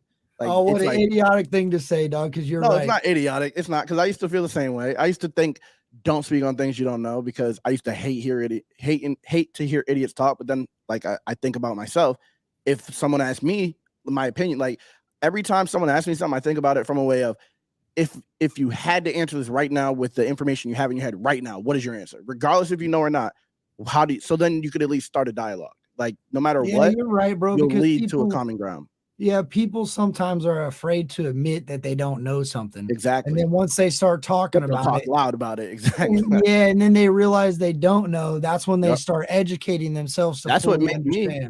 I was a when in New World Disorder, I was super liberal. I was super I was pro Obama, pro BLM, all of this. But then, like, I started seeing other people from the other side. I started watching content from other creators who completely disagreed. And I'm like, I had no idea. I was like in an echo chamber, not knowing that really it's something totally different than the narrative that's being spun. And I'm just believing this narrative and going with it. I would have never known had I not acted like I knew what I was talking about, arguing with people on social media about these things, acting like I'm like some kind of activist or whatever. And now I totally disagree with myself 5 years ago. Yeah, so that's almost like fake it till you make it type deal. Like, you thought you knew, and then actually the people that knew really made you know. Exactly. Yeah, you're right. Yeah, so yeah, that's false. I think I think that. Oh man. But they would like that. They would like if it was like, if you don't have a card, you can't speak on it. That's the same thing as like what we were just talking about with the whole thing. That it stands on completely what I disagree. Are you a doctor? Are you a doctor? Because we don't want to hear your opinion on this. Are you a doctor? Are Yeah. you the science? Don't talk about this. Yeah. That's how it's like you'll never. Hey, you're right. They would love that. They They'll would be eating manipulate that you. up. Yeah. They'll manipulate you quick with that. As soon as they're like, we are the only source to take it from. Like, who's teaching the class about the politics? That's the thing. True. Who is giving you the politics license? Because I'm sure it's the politicians who set that up. No matter what, if there's a license for it, it's coming from them. Yeah, and then they're gonna lead you anyway, and you're just there because you have to be, because you want that card to be able to. Yeah, you don't even care. Like driver, there's plenty of people with driver's license who fucking suck at driving. Yeah, they don't even want to drive anyway. Yeah, it's like it's all just like to jump through hoops. They want you to be controlled. Well, that's why this is important, bro, because you did kind of, because I've always, when people start bringing up politics, I've always had kind of a bad taste. Like, not a bad politics taste. Sucks. No, politics is trash in reality. I hate all the politicians. I hate politics, period. I wish I didn't have to talk about it, but I feel so strongly about it. It's like it's so intertwined in everything now that I have to, like, because you're being limited based off. It all started with like Obama. Obama is the reason that all of this is happening. Created this whole division across the country, acted like America was racist, and now we're like in this crazy state right now because of that. And it's like, if we don't acknowledge that, it'll just repeat itself. That's why Biden came back in and was like, if you're not black, if you're not black, you're gonna vote for me. Like, the fact that he said that and people just still elected this dude is crazy to me. Crazy. Oh, I see what you're saying. It was creating that. I understand what you mean. Like, it goes back to just sparking up that old history. The tension. It creates the tension that was already in the past. We were already past it. We weren't worried about racism. I remember it would be like racism was a thing of the past. There's no way that we would ever be this divided. I said this in like 2013. I was like, there's no way we will ever be at odds over race, like on a large scale in this country. And then they took the president offline because he's a racist, because he's all this, like, they silenced the sitting president. It's like, I would have never thought this would be it because of his dangerous rhetoric, because of he's a racist and incites violence and all this. And it's like, these people are demonic in reality. They will make it happen. If they want it to happen, if they want racial tensions in America, they are figuring it out and they'll make it happen. Well, I'm only 35. I'm only 35, but I remember, like, even when Clinton, all that stuff was going on with Bill Clinton, people weren't hawks like they are now, dude. Yeah, no. The only people that cared was just the people that always cared. There was not these outside sources coming from, I mean, who you voted for didn't matter before. No, at all. No one cared. Did not. Nobody You could tell people, I'm not telling you who I voted for, and they'd be like, okay, whatever, and just keep it pushing. Now, if you say I voted for Trump, they're like, oh, like, bro, they'll try to fight you physically. They'll start hitting your hat off your head. They'll do all types of shit. They will never do that to me, but I've seen it happen. Like, they will physically, little random liberal white ladies attacking black dudes. Like, how dare you're so ignorant for voting for someone who hates you? Like, you hate me. What are you talking about? You're in my face attacking me. That never happened. Trump never did that to me. Right. But he's the one who hates me. And it's like, it's so intertwined in everything that you just can't get away from it anymore. But if you talk about it, like, in reality too deep, then they start being like, you can't talk about this. Especially YouTube. It's supposed to be YouTube. You should be able to speak on whatever you want. If an audience is there for it, then an audience is there for it, because we're all benefiting. You're making money. But instead, they figured out a way to make you dependent on them and then tell you, now, if you don't do this, we're going to tighten up the rules. You don't follow this, you're not going to make money. You won't be able to support yourself. And it's like, they'll kill your whole career now just for talking about things you don't want to. And that's where Rumble plays in for you, huh? Yeah, exactly. That's exactly what it is. I didn't want to go to Rumble. People in my audience told me so many times, I'm like, fuck out of here. There's no one over there. I'm not going to Rumble. Why would I go to Rumble? No one is over there. And now I see it from a different mind state. It's like, I have to bring the people to Rumble. If I don't want to be throttled, if I'm sitting on YouTube and I'm actively seeing them tell me I can't talk about this, and they're limiting all my monetization and all this, even when I'm not playing music, and there's other options, I'm not going to them and not trying to bring an audience over there, like, who will support me, because my audience is who pays my bills. So it's in reality, if people are paying for me to survive, they'll follow me to Rumble and make sure I'm good. So even if the audience isn't as big, I have 137K on YouTube. I have 2,000 on Rumble, and I get more people on Rumble than I do on YouTube. I'd be dumb to sit on YouTube specifically, like, exclusively on YouTube, and not ever try to branch out. Like, it's like praising your abuser. It goes back to building your future. Like, you've evolved from Me, I do reactions and I do interviews and stuff like that, and I might skate the line of what they could deem No, politically right incorrect or now, whatever. Right? right now, even if you're not, you will be in 2 years, Yeah, guaranteed. yeah, yeah, yeah. Even Well, if you that's what don't I'm saying. talk about it. Yeah. Well, not only that, like I've noticed this. There's a lot of artists that have their opinions, right? Yep. And if you react or if you support or if Yep. you share their content, they will just lump you into that. Yeah. That's what those Yep. hashtags are used for. Yep. Absolutely. So seeing you move to Rumble motivated me to at least start uploading on the Rumble. That's so dope. That's so Because dope. it doesn't, maybe not right now, anything happens. Maybe for 3 years my But Rumble being just, there, there's a I'm possibility. there. You're So if creating an YouTube opportunity. shuts me down and says, you're Yep. done talking, Captain Kurt, you're out of Yep. here, 3 strikes, you're gone. You would be stuck if you All I didn't gotta have do is go to Rumble. rumble.com. Yep. And yeah, sometimes it's hard because the app doesn't work on Android the way I want it to, but they'll work that out, bro. It's better than like losing everything immediately, because that's the power they want. That's I mean, think of really it. Think of it as a job. You start a new job with a small mom and pop company. Yep. They got to work out some bugs, but they're on their way to success. You can see it. Yep. Do you leave to go to an already successful company and probably make half of what you should make, or Yep. do you stay where you're at and continue to grow with this smaller Yep. company while they grow, so that when they've made it, their people are like, yo, Flawed has been here. They will He's been, appreciate you for being and there. I see they have, Yeah, bro. yeah. I've witnessed some amazing things over the They past showed month. me so much love, man. Dude, that's more than YouTube crazy, ever showed bro. me. It's, More love than YouTube ever showed me. Can we talk about that real quick though? Who are Absolutely. those people that do that? How do they do? So I'm gonna tell you, it's weird because so the way it happened for the people who did it is the CEO. It's the CEO of Rumble. Chris Rumble is the dude who actually Right. I know. I see that. Yeah, he's the one that's live, right? Well, it was him and Steve will do it. That dude looks like Gronkowski. Yeah, Steve will do it. It looks like a baby Gronk. He does. He really does. Actually, that's funny. They probably could be family. He has a smaller face, but it's the same face. You're absolutely it's the right. same face. It just looks like a little brother or something. Yeah, that's actually right. But Steve will do it was a YouTuber who got kicked off of YouTube. He got banned from YouTube for gambling, and then Rumble signed him, and now he's over there just living his best life and like giving back to people. He's basically like a TV MA Mr. Beast. Gives people's cars, gives people cars, gives people money and stuff like that.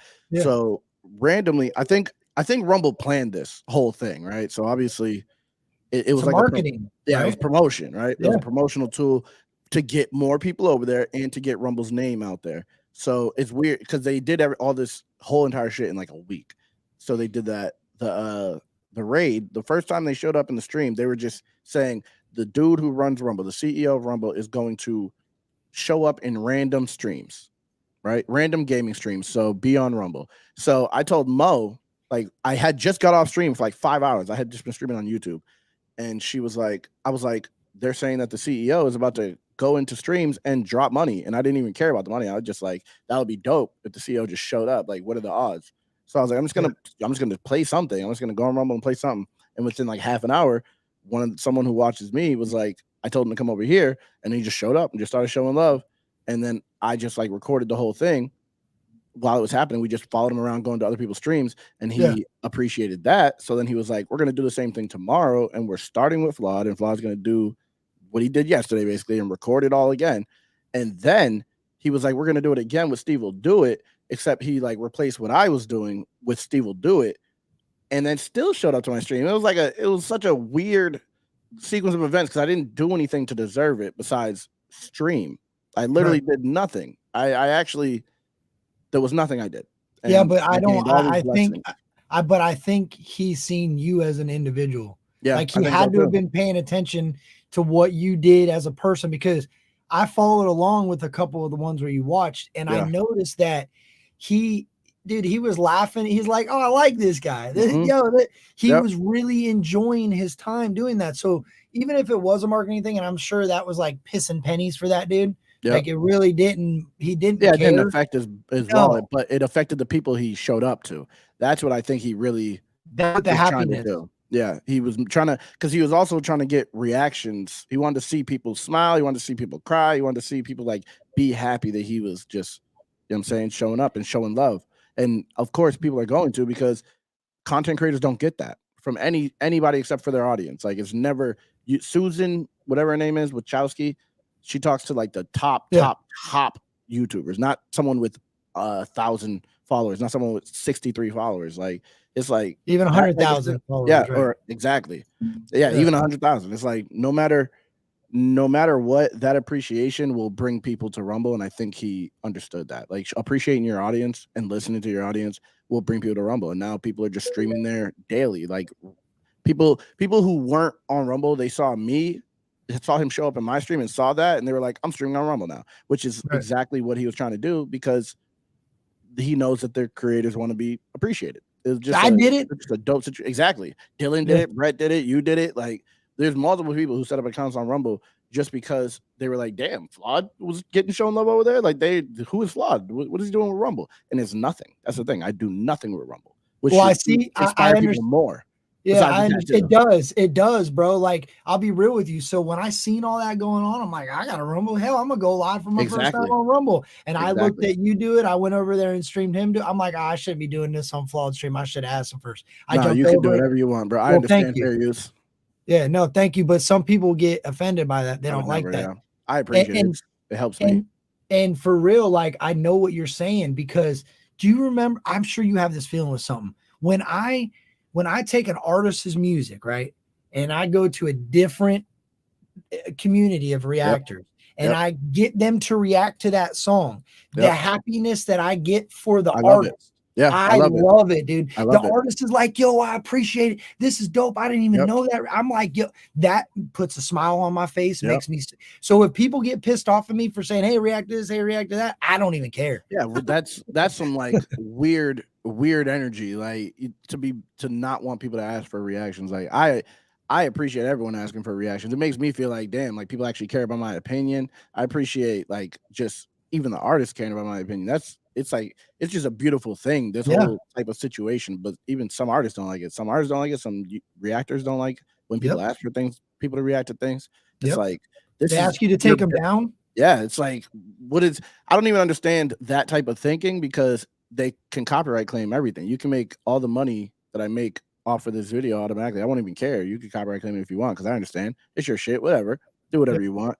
But I like when I react to something, people are like, wow, I had no idea about this artist, and now I'm going to listen to this artist. Like that type of shit to me is just, it makes you feel like you're actually making some kind of progress for the artist or for things that you love. You know what I mean? It's like, it's just a dope thing. It's different. Do you know who Highway is, bro? If you don't know who Highway is, you got to check Highway out. I think you would. He's from Cali. He's in Emerald Triangle, right? He's up in the Humboldt County. Okay. That's where he's from.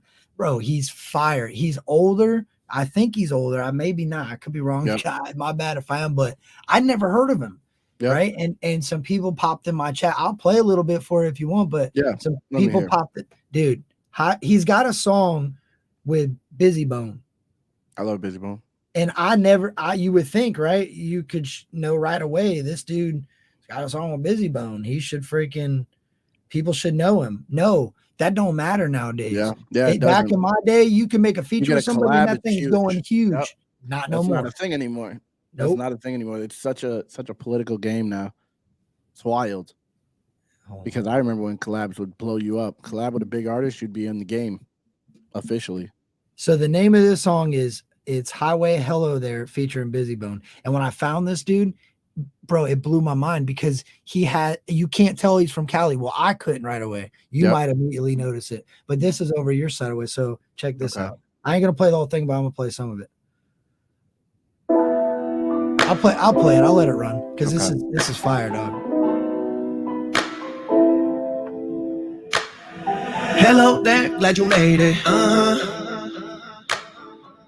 Highway, Busy Bone, overlooked by many, only a select few see me shine. I just know I'm competing with the completely blind. That's something they should keep in mind. Since I'm guessing the listener didn't catch the punch that was in my beginning line. I did. My city and leave it, I can tell these amateurs ain't really working when the cameras off. These unprepared winners can't stand the loss. Falling down when the slaps getting ran around. I'm like the seeing Santa Claus. 2 hours in a year, we ain't paying peekaboo. Street credit so good, we getting pre-approved. I went from being a student to being reintroduced. Street credit so good, we getting pre-approved. I'm kinda jaded, I may seem aloof, 10 toes in the culture like a new pair of Adidas shoes. We ain't at the destination yet, but we can root until then for free to just speak the level of amusement that we induce. We be like, hello there, glad you made it. That shit, he's Never too late, welcome to the show, now you know it ain't nothing to play with. Now we gotta swag it out for you like, oh, hello there, what was that you were saying?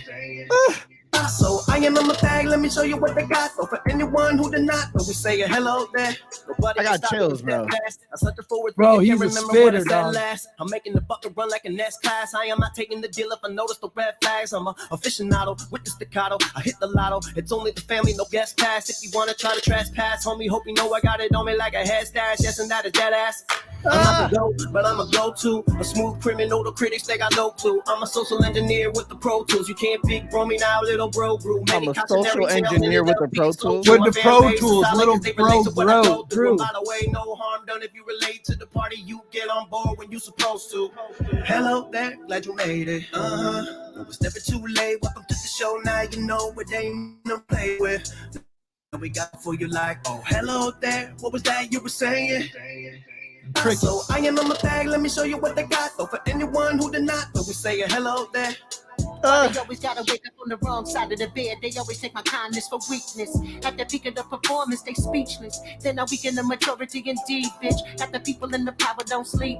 Creeping on the come up for the love of money, thuggish, ruggish, wanna get the gun in with every penny they got. But you gotta promote it, I'll be relevant and hot. Smacking motherfuckers, throwing holy water on them. Give a fuck about the money, won't jam the revolver. Carver, machete, it'll always be ready, I'm like a barber. Me and my niggas are on fathers. Any problems, I promise we gon' solve them. Never emulate another nigga. Get your own word up on thug, let it be known we straight hustlers. We're just realer. Hello there, glad you made Bro, he it. killed Busy Bone. Bro, I'm telling you. Busy Bone was nice, but he bodied Busy Bone. I'm not even gonna lie. Gotta swag it out for you like, oh, hello there. What was that? That's you what were impressed saying? me. I'm like, he did his thing on this, dog. Yeah, he bodied this. This is hard, bro. We say hello there. Yeah, he bodied that. 3,000 views on that song. It makes sense. That's how it goes, bro. That's how it goes. That dude's got 4,000 subscribers. When I found it, and all his his music videos are next level. It blows my mind, dude. That the trash that gets shoved in front of people, this is pushed back because he does have a very open mouth when it comes. He makes videos about what he believes in. He makes videos about. He breaks down his lyrics about what they mean. So then it really puts an image to a song that people might have not even known. That's what he was. Oh man. And a female, at least a female in the chat turned me on to that, bro. So like people that do YouTube and do Rumble and do any social media that neglect their chat, or like I see you, bro, you're really actually good at it. You just don't respond to a lot, right? Well, I try to respond to No, I'm saying you read it. I read everything. Yeah. And if something catches your attention, you speak on it. I can't respond to exactly. I can't respond to everything because I talk too much and my stream will go 10 hours and I know everyone isn't there for me to just respond to every single thing. But I try to respond to the things that I like. I feel like I can make a point out of, like a good talking point out of. But there's a lot of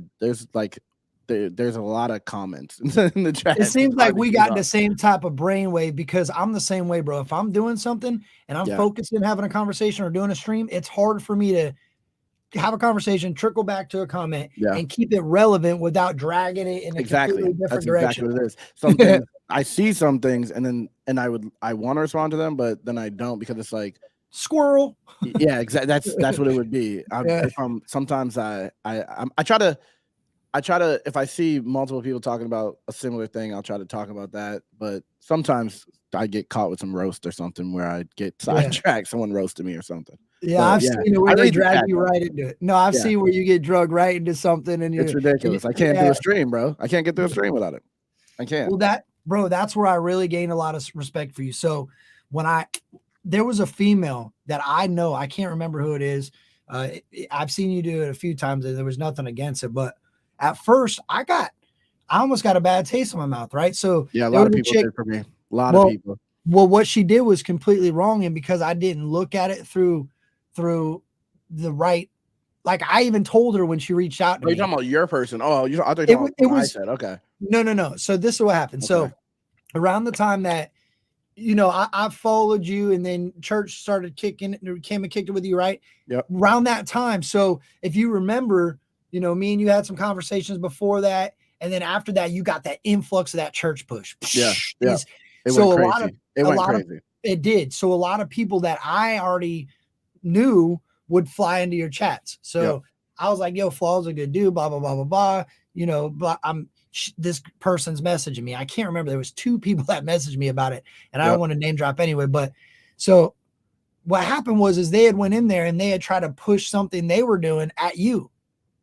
Yeah, I don't play that shit. And you, automatically, I don't play that shit. Right. Well, they come in there dropping a link to something of theirs. Yeah, I don't play or trying to drop a link. Hey, I got such and you such. get I'm stone doing cold later. stunned for that. Oh, you did. I mean, you immediately skirt. Yeah, Stopped the entire conversation, and you basically said that. That's to me is one of the most to me, it's just disrespectful because I've made it a point. You said, I don't promote my rap and things like that. I've made it a point to not shamelessly promote myself or things that I do because I like things to organically happen, because then it's like I can see the blessings happening in my life. Trying to force things on people and shit like that, you never know if it's legitimate or if it's being you're just aggressive so people don't want to be mean and they'll just do whatever the fuck you want them to do. And I take personal offense when people try to do that to me, when I feel like someone's trying to pressure me into something, and it's the same thing as someone being like, yo, donate to my GoFundMe, and it's like, nigga, no, absolutely not. I'm if do something and maybe I will, but you're not just gonna come in here and try to. I don't even know if it's real. I don't know what's happening. I don't know. You don't know what's being said. I don't know what's actually happening. You're not gonna come in and try to usurp an audience or trying to get this or I hate that type of energy because I hate victimhood is what it is. Yeah. Well, you made it known. See, you made it known right away that you said what you had to say, you stood on what you had to say, and you allowed the person to continue. Always. I always do. Shut them down. I don't hold grudges. I don't hold grudges. Yeah, you didn't, and you actually read their comment. I think a day later. I think I know who you're talking about. And I think they still follow around, and maybe not as active as they were then, but I still think I've seen them. So I really respect, because I was fairly new. Like I said, I'm only pretty much at a year. So I was pretty new to streaming. Yep. I had went through that true crime shit, and that was crazy, bro. That community was nuts. So now I use that knowledge of how to handle your chat with my own stream. Yeah. I'll see somebody in there doing something I don't like. I'll kind of call them out for it. I'll tell them how I feel about it. I'll tell them not to do it again, and I'll keep it moving. And if they can either respect you, exactly. They can respect it, or they could disrespect you, and you'll see that you were right to call them out originally. If you actually address it and give them a chance to respond, they'll either respect you as a person, or you'll see that there were pieces of shit from the beginning, which seems to be the case for a lot of these people. It solidified it that what I did was right, and I wasn't doing just a dick. Exactly. But people are so afraid of that type of adversity. Like I said this the other day, and it stuck in my head, is that my life has been a tornado since I was born. So I can always deal with confrontation, adversity, no matter what. If cops are in my house right now, it would suck. Like I said, I don't want to go to jail, but I could probably deal with it. I'm not doing anything, but let's just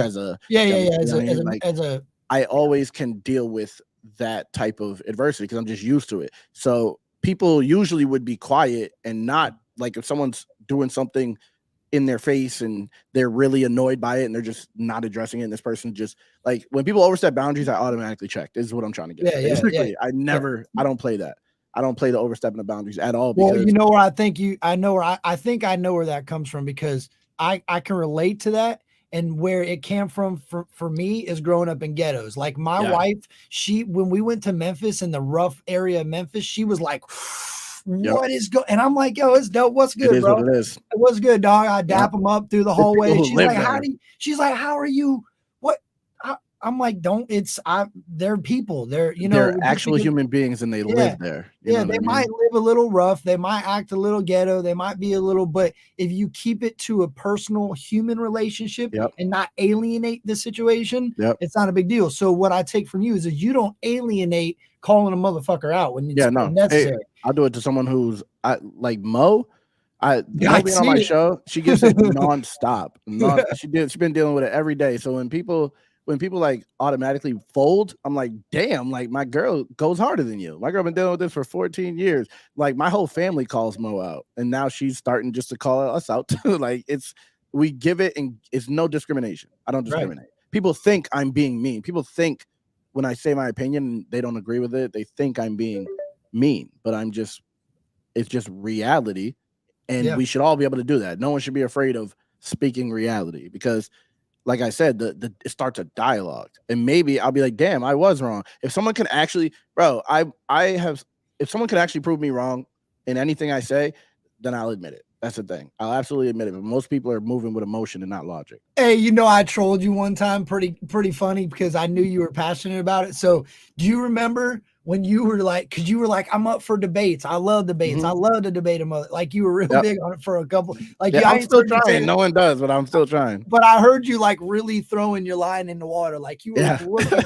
So I said 50 Cent's a better rapper than Eminem. Don't do that. Remember that? See? I did that. I don't remember that, but I did that. You said 50, you said I don't even remember that. Oh, bro, you put me to shame like in 3 facts. You were like, show me how many #1 albums 50's got. He's got 1 album that did numbers. And then you were like, show me, just give me 5 bars that 50's got that are actually bars. And I'm like, that will actually beat one Eminem bar. That 5 bars that could beat one. That's what it was. I was like, huh.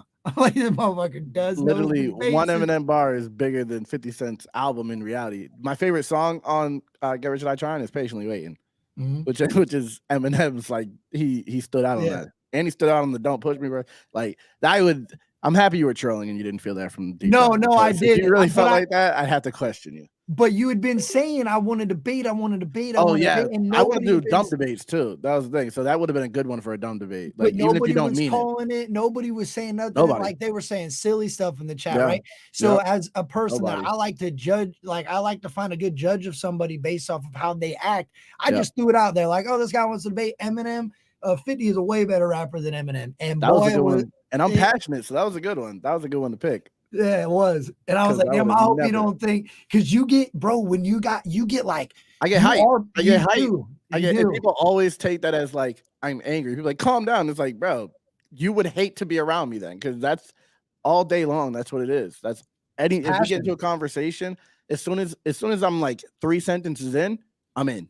Like as soon as I made 3 points, I'm in that shit for the long haul. And that's why I backed out, because I could tell that you were about to take this the long haul. You were about to. I would have kept going. It would have went for like an hour, honestly. If you would have been like nope and tried to push back, I'd be like, okay, we have to have the conversation. It has to happen. But I don't hold grudges, and I don't really get mad. That's the thing. I couldn't even debate that. Hype. I could. That's why I knew right then. I was like, no, man, what am I doing? I ain't got to push back at all on this. Yeah, that would have been bad, because there's no way. Think about it, bro. But realistically, you probably know a lot of people that are like this, right? Yeah.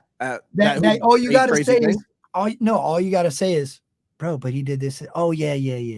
Kind of like I did earlier, but I realized what I did earlier was stupid to say that these people need cards to talk about politics. But that's not how most people are. Most people wouldn't have been like, oh, I was wrong. Most people would have been like, well, nope, and just stuck to their guns. And like, in certain situations, I will. Certain things I will. In a situation like that, if I would have been in your place, I would have did the same thing, where I'd be like, oh, actually, no, that makes sense, because it's just some things just make sense, you know. And like I was saying, if someone can prove me wrong and can even can come up with like just a good argument that is equal to mine, then I'll consider it, because I know I don't know everything, and sometimes maybe we all got biases. Maybe sometimes it blocks my thoughts, you know, because we're all emotional creatures. So sometimes I've been in plenty of arguments with things I don't even believe sometimes, bro. And it's like, damn, and now I'm too deep. So now I got to argue. Like when I was young, that was my regular thing. As soon as people prove me wrong, it's still just like, I'm going to argue this shit. But now I've learned humility, you know. Right. It's easier to be humble. It is. resentments do it too. People have like I have personal resentments on things people might not Yep. even know about, like Yep. of situations. So when I get presented that, I'll no get that shit out of Yep. my face. In all Yep. reality, I just don't want to listen to it. Yeah, you hate it. Yeah, I hate it. Something in you makes you hate it. That Yeah. happens to me too sometimes, man. But you That's how got I to feel with crack Chris that Rock. off. You're right. You got to crack that. You got to let that go sometimes. Or admit it.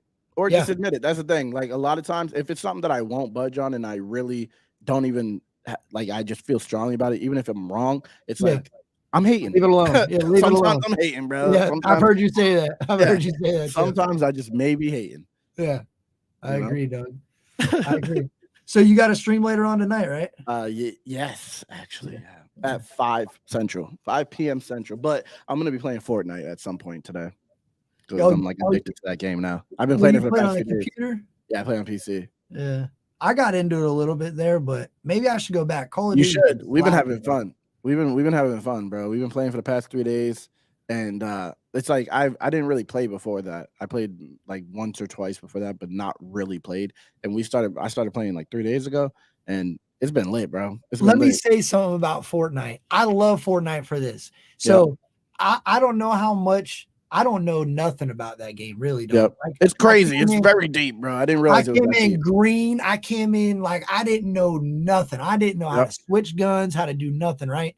It's different. It's a different game. My second game, this girl comes on the mic. She's like, "Oh, Captain Kurt, how are you today?" She was really polite. She's like, "Run, get your gun, cancel slide, jump, XXY." She walked me because I'm over here turtling around. She's like, "Get out of this storm." She's like, "You gotta run, slide." That's what's been for me.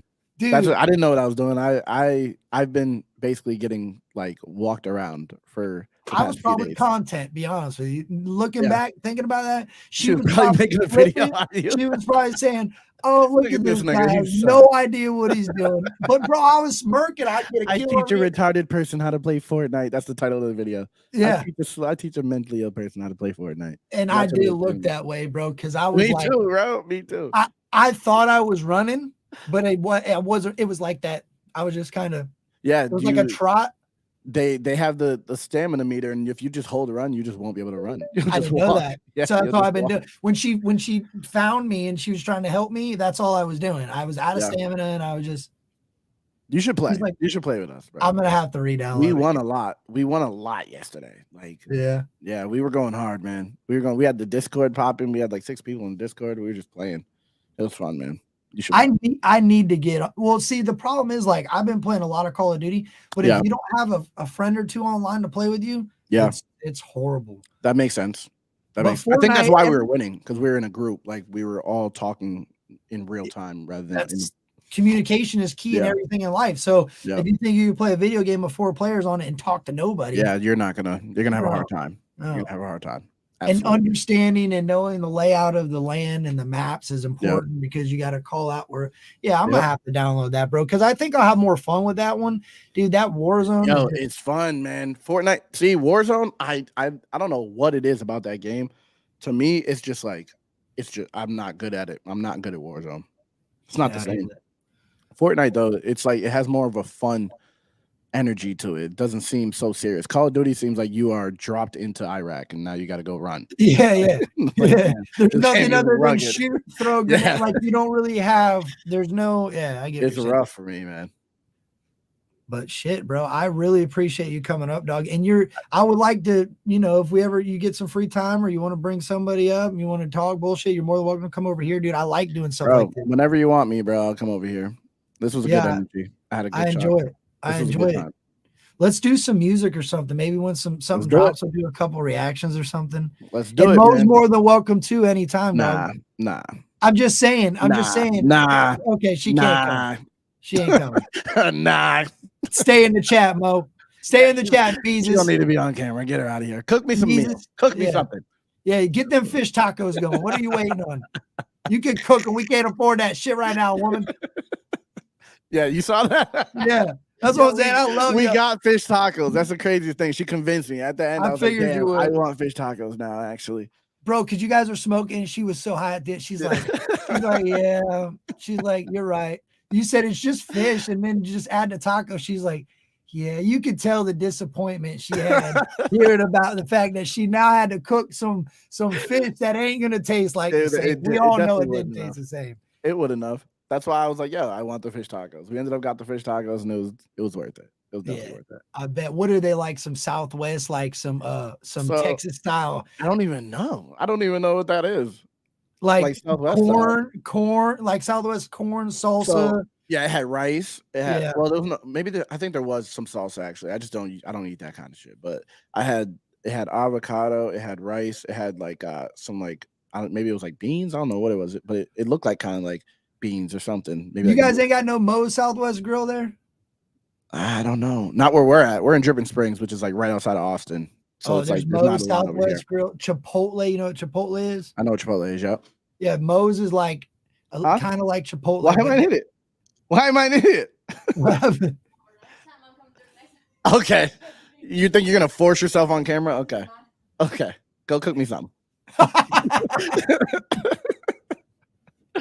Keep folding my laundry. Oh, that's great. That's great. And see, it's funny because a lot of people think, "Oh my God, I can't believe you take that serious, bro." It's great, dude. This girl is a menace. Because in all reality, she's probably taking all your clean clothes and throwing them in the dirty laundry now. And she's probably taking some cold ass fish that's freezer burnt and microwaving it and bringing it to you. Like she would have a YouTube channel solo and never be back on my channel. If she did something like that, she would be out of here.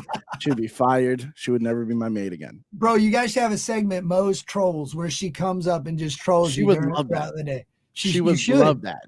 You should, because I guarantee you she rides your ass all day long, bro. It's annoying.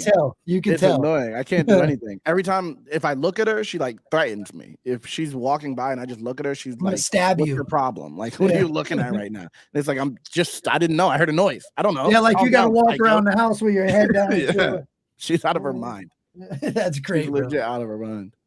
Oh, that's awesome to see you. That's awesome to see, bro, that you guys, and thank you for sharing that too, because I think a lot of people are afraid to be themselves in relationships. I think they're afraid to voice like how they really are behind closed doors on YouTube. I think that's so weird to me. Like, I feel like that right there is way more toxic than anything I've ever said to her. Like, if you're pretending for camera, then you must be ashamed of your actual relationship. What's your actual like dialogue between you and your girl? Like, if you aren't willing to voice that, knowing that we're all human, everyone fights, we have a lot of different things that happen in relationships, but if you can't be like honest about it, then you got to be ashamed about it, which is probably a problem, you know. I just don't care. Like, if people feel away, it's like, we've been together for 14 years. You want to come save her from me. If I'm such a bad person, see if she leaves with you. Go ahead, come get her. She's gonna kill me for this one, but you know how long I've been holding back this bladder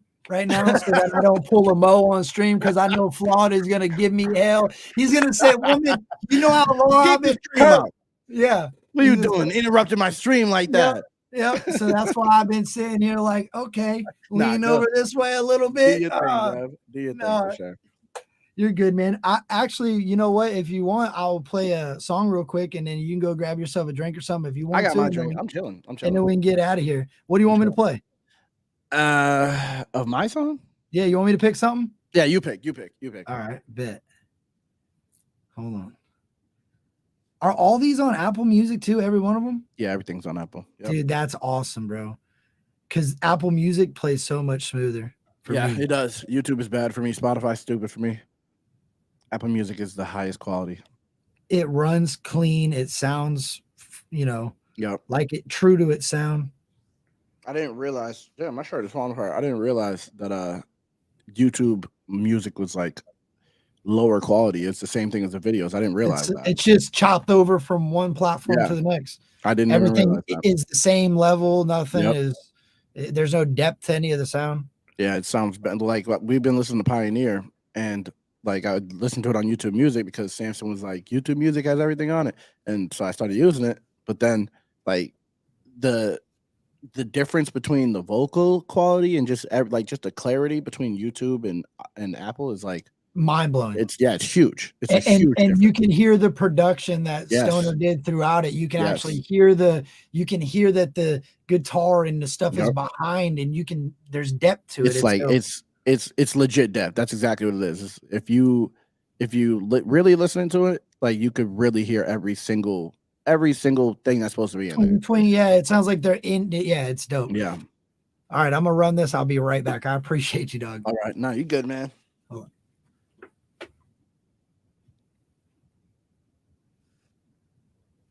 Is Mo in this chat talking shit? Good chase.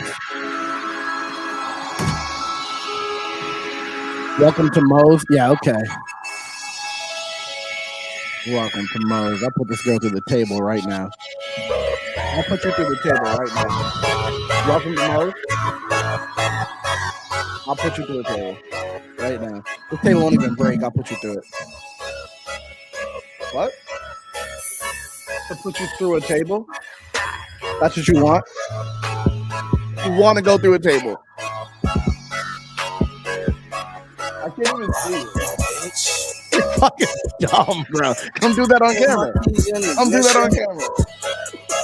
Y'all don't even know. Playing on LinkedIn, chance of that small, then the game's on camera and DS. Bitch, be begging to give me head. I told that I'm being. Go away, the end. You're ruining my free time. I know my swag is intelligent design. So the label's fighting over me like he's mine. I see the exit and try to make a beat line. Leave them behind. Do you know who you imposing on? I can be the next Adolf. Nigga, get real. I'm a motherfucking rolling stone. Nigga, climbing up a big hill. Nigga, get killed.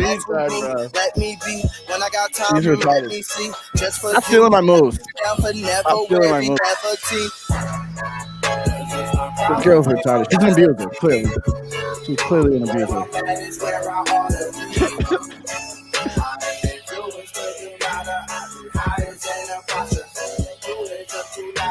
Oh, whoa.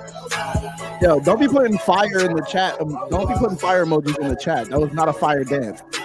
No, it wasn't. You missed it. Mo just came in here and did some like Russian leg kick dance. She was in here wilding for a second. No way, bro. Yeah, she's doing too much. You can watch it back. She interrupted my stream. Yep, she popped in here, tried to assault me. She did some Russian dance. She's still doing it. No. She giving that karate kid. Hold on, come in. Come do it again. Come do it again. Like fuck real life. Uh-oh. Get it. Bro, she dances like Sammy Davis Jr. Yeah, what is that? That's called the butter churner. That's the butter churner. Okay. That's the butter churner. Hey, she was out there. They can be making ice cream too. Ain't that how you make ice cream? Yeah. Or she's setting off the dynamite for controlled demolition. Yeah. Cartoon dynamite. Wile E. Coyote over there. Acme company Yeah, dynamite. Yeah, dynamite. BB, you get over there trying to road runner your ass. I see her. She was moving her fucking legs like it, so she was Wile E. Coyote and road runnering at the same time. She looked like she was slow person crip walking there for a second. She looked like Nutcracker, like in like the play Nutcracker, the little soldiers. That's what she reminded me of. Slamming her gun. It's in her blood. It's in her blood. That's in her DNA. Major pain moving ass over there. Dude, That's one of my fucking favorite movies, man. I love that movie. Oh, that movie. I love Major Pain. That's great. Bro, what? You said 20 years you've been making music? Yeah, not quite. So it's 2005. So 18. That's 18 crazy, years. bro. What was it? This album? So this album has got the it almost reminds me like a Fresh Prince of Bel-Air and that 70s show vibe. Yeah. That's what it's. So it's supposed to be that 70s show because it rhymed with That Heavenly Flow. And it's got the same. Yeah. You made that cover art? Yeah. Dog, I made it in like 2 seconds. I'm gonna be real with you. So if you look and you probably have seen, but I take pride in making thumbnails, right? Mm-hmm. And I feel like if somebody can't make a good cover art or a good thumbnail, I'm not watching your shit. Absolutely. That's a big part of it. If you got a black screen with a bunch of letters going sideways and a star over here, I'm not watching. Like I don't play that. Especially since like, okay, I get some people aren't like great at thumbnails, but like I feel like if you're putting the minimal effort into your thumbnail, then you don't want someone to watch your video. It's not hard, dude. Like I know it's really not. You can Google it. Yeah. You could literally Google it. You can download a template. Like you could put a little bit of effort into it. You don't have to even really be good at it anymore. If you're not even putting in that little bit of effort, no one deserves to watch your video, or you My don't deserve mom, for people to watch your video. my mom said, "Was that the wobble, wobble, baby, wobble, baby?" Wobble. Nah, no. Hey, you know that song Vic, the guy Vic VIC that sings that wobble, baby, wobble, Yeah, baby. he Wobble. also made Get Silly or something like Yeah. that. He made something like that. Yeah. So have you ever heard of the Country Rap Report? Mm-mm. Okay, it's Vic XL. He does a Country Rap Report. Vic actually produced, he was like the manager for Wobble. Well, Okay. he does the Country Rap Report every Monday, Wednesday, and Friday. It's a black dude, bro, and he's doing country rap and he's like reviewing it with another black dude, Chief, and it's dope to see in the community. Oh, yeah, you'll have to Country check. Rap Report. Yeah. Hold up here. Look, he's under Riding Dirty TV is the YouTube channel. He had a fallout. He originally was under the Country Rap Report. The Country Rap Report page is him, but it's not his page. He's had a falling out. Yeah. Yeah. I got him. And it's Riding Dirty Radio, and you'll see he just did an Upchurch reaction yesterday, bro. Oh my God. It's his first reaction he's ever done. He really pushes the media. He wants more media for independent country rappers. Yep, that's what I said. I said Dylan got to be getting on top of that, man. I was trying to say that because there's a whole audience that would like it's gonna blow up. It's gonna do crazy numbers eventually. At some point, it'll be doing like millions, like academics numbers for hip hop. You know what I wish Dylan would do? Oh shit, my bad. Hold up. You're good. I had it playing in the background. I don't know if you heard that. My mixer might not be turned on, but I heard that. No, it was just a little bit. It was like you were playing it in a off of yeah. But no, Dylan, I've always thought he would be good at. You ever see those videos where they just show pictures? Yeah, that's what I said too. And then he just talks under it. Yep. If you just show because I did like a country rap news thing where I was going through and I was talking about recent shows coming up, music that's about to drop. Dude, if he just got on there and did like a weekly news thing or a monthly or a bi-weekly and said, hey, this is going on this day, this is going on here, it would be dope because for reaction channels to try to keep up with things and when you want something new to listen to, you just go over to Dylan Talks. He's got all the artists. If it gets big enough, the artist would be promoting it as well because there's not someone doing it to that level. If he really went hard, he could be doing like he's going to. I can see him already. He's already getting into his bag, but he's going to be doing numbers. You know what sucks though? And you could probably relate to this. I found out this. So say you do something like that, you better make it individual people. Yeah.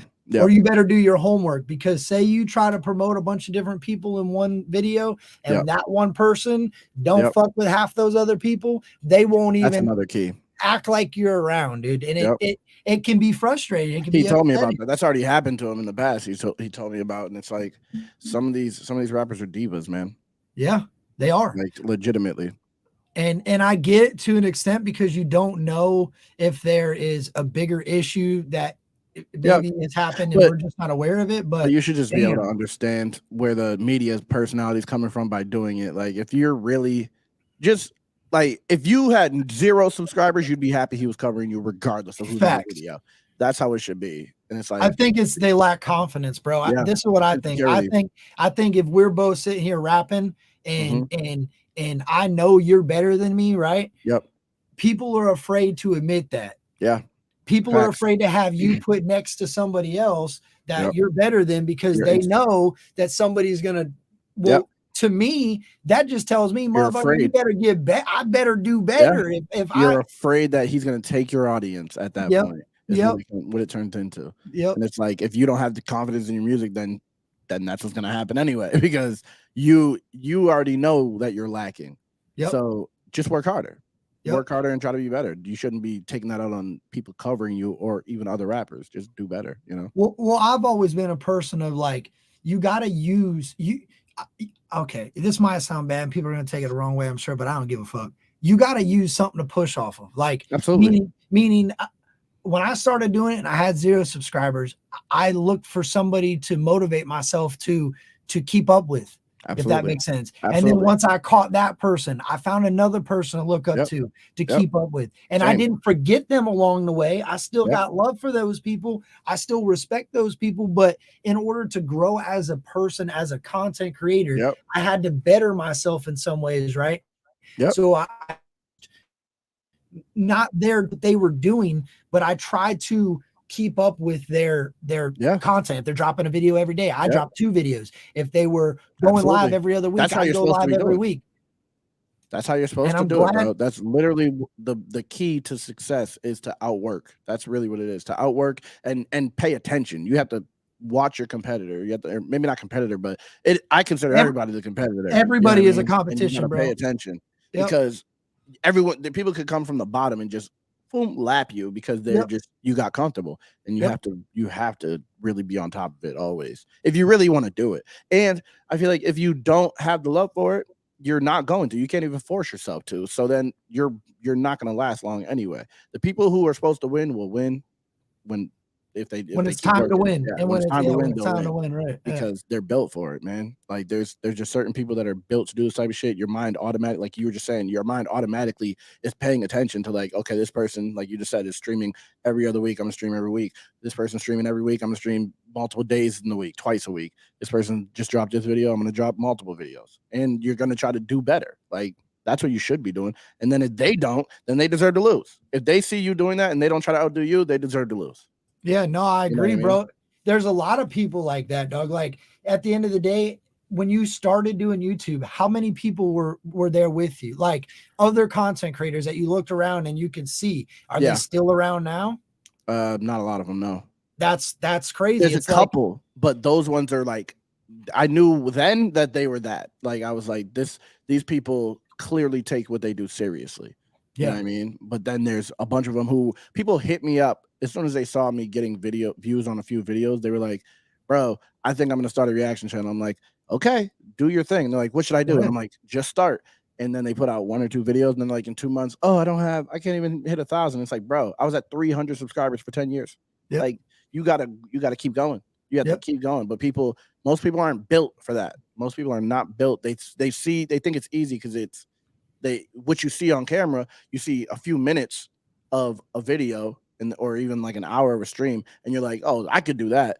But they don't understand the amount of work that goes behind it. Like you were saying, my shit's all set up. Like all of this is for the video, and it's like I don't even have a living room that I can sit in. When I leave my house, it's like I leave my house for a few minutes and I'm like, okay, content, what I gotta do. I gotta do this and streaming 6 days a week, Monday. You really on live channel. this life. You really live this life. So, and then I gotta do the thumbnails, I gotta do I can't afford an editor. Like it's just like it's a lot of work, and people have no idea. They think they're just gonna like outwork me. Like not like you were saying, even if I had a phone, I'd still be doing it all. Like I'd still be trying to build upon all of this shit because it's how I work. It's the same thing with music. Well, I'm sure. I'll tell you. I'll say Mo has got to give you some relief in an aspect because my wife don't do stuff like this. She's a big supporter of doing it, but like she don't know. Mo's on camera for that. That's why she's on camera, because I've been talking to her for 14 years, and I'm most comfortable expressing my thoughts to her because she listens to them well. She listens to what I say, and like she really listens. She'll check you. She'll say, "Hey, if it's not a good thing, like every rap I ever wrote, every video I'm about to make, I run it by her first, and I'm like, does this make sense? And she'll say yes or no, and it's very helpful because it's not so much guessing. Because she's like she doesn't really do this. She does it because I do it. So it's like she's a layman. She's like a normal person who doesn't do any of this, who would be in the audience, basically. So everything. She's the same. Yeah. So you probably have, like last night. I'm editing a reaction. I'm like, should I take this away? Is that good? And she'll watch it. Yeah. That's good. Yep. Yeah. So it's just Mo's just on the camera. Yeah. But when she's on the camera, it's like, being on camera by myself, I still have stage fright. Still like sitting here. Yeah, you feed each other. Yeah, I still get nervous. But when she's on camera, it's like we can completely just give good energy or Ain't whatever that the energy crazy, is. dog? That I'm glad you said that because I have that too. There'll Yeah. be times when I'm live by myself and I'm like at Yeah. about the 40-minute mark, I'm like, the anxiety starts to Yep. get going a little bit. I'm Yep. like, I start the bipolar starts to kick in. I Yep. start getting sporadic. Yep. Oh, that's crazy, bro. It's a why. That's why I had to edit my videos originally. My reactions, people just thought I was just like trying to make them look good, which I was, but it's like more. It was because I ramble. I'm not. I make up thoughts as I go, so I repeat things multiple times until it sounds the right way what I was actually trying to say, and I can't stop myself from doing it. So I like would chop. It would be the third time. Like I'll say something. A lot of times I'm just deleting me saying the same thing multiple times. It's not like I'm like rehearsing it and reciting it. My brain just will not stop saying it until I say it right. Yeah. Like I just said that twice, and Right. that's just how my brain automatically Just works. that I'm the same. I'm bipolar too, like the number 2, and I'll be the person. I'll start 8 tasks and not finish one, and be like, damn it, I gotta go over here and finish this. I gotta go to bed. I'm supposed to be up in 4 hours. What am I doing? Yeah, so that's life. That's every day. I've learned to. I used to be mad when I would like stay up late, or I would force myself to be like, I have to be in bed at this time. I have to wake up at this time. Now it's like, I just want to get my shit done. Like I've had to discipline myself to be like, I know I would usually go to bed at 10. Now, if I got to stay up till 12 to do this, I got to stay up till 1 to do this. Like the other day, I streamed on Rumble for 8 hours and then went on Rakita Law's stream for 5 hours. And the day before that, I streamed for 8 hours. And it's like, I did it just to prove a point to myself that I'm not lazy. Like, it was like, I have to get into the mind state of pushing further because there's too much competition out here. You got to go hard. If you really want something, you got to prove you want it to God. You know what I mean? Yeah, you're right, bro. My wife said I support, but I know you do, babe. You definitely. I ain't taking that away from you. No, I drive. No, just happens to be on camera. I drive her nuts. Yeah, no, I drive her nuts though, dude, because I'm sure you know. Like, I'm sure there's times where bro, last night I'm trying to edit. I got to get something done. Nothing else is like, I'm trying to pay attention and I'm saying 1 or 2 words, but I'm trying to stay focused. So I go, she's like, are you going to finish saying what you're saying? I'm like, I can't. Happens to me all the time. I can't. Happens to me all the time. Dude, I got so much respect for anybody that can deal with content creators. It doesn't have to be video. It can be music. It could be mowing the grass videos. It could be sleep streams. I mean, at the end of the day, you got to edit. Bro. Yeah, you got to edit. You got to set up like the live premiere. People don't really understand what it takes to do this. Stressful as hell, bro. And then the thumbnails, like I can make thumbnails, but I hate making thumbnails, but I have to do it no matter what. I hate editing. But if I'm making so I stopped editing so much because I figured out that people like they'll watch it if there's enough information in it, like regardless of if I edit it or not. So I make sure to like give a sufficient video, and so I don't have to edit it. But still, I want to make bigger videos, like I did Eminem and MGK, and I planned that out, thought it out, like dressed up as a judge and did all this. Grabbed all these different clips and all this and turned it into like a half an hour video or 45-minute video, or I think it's like 45 minutes, but it did the same thing, huh?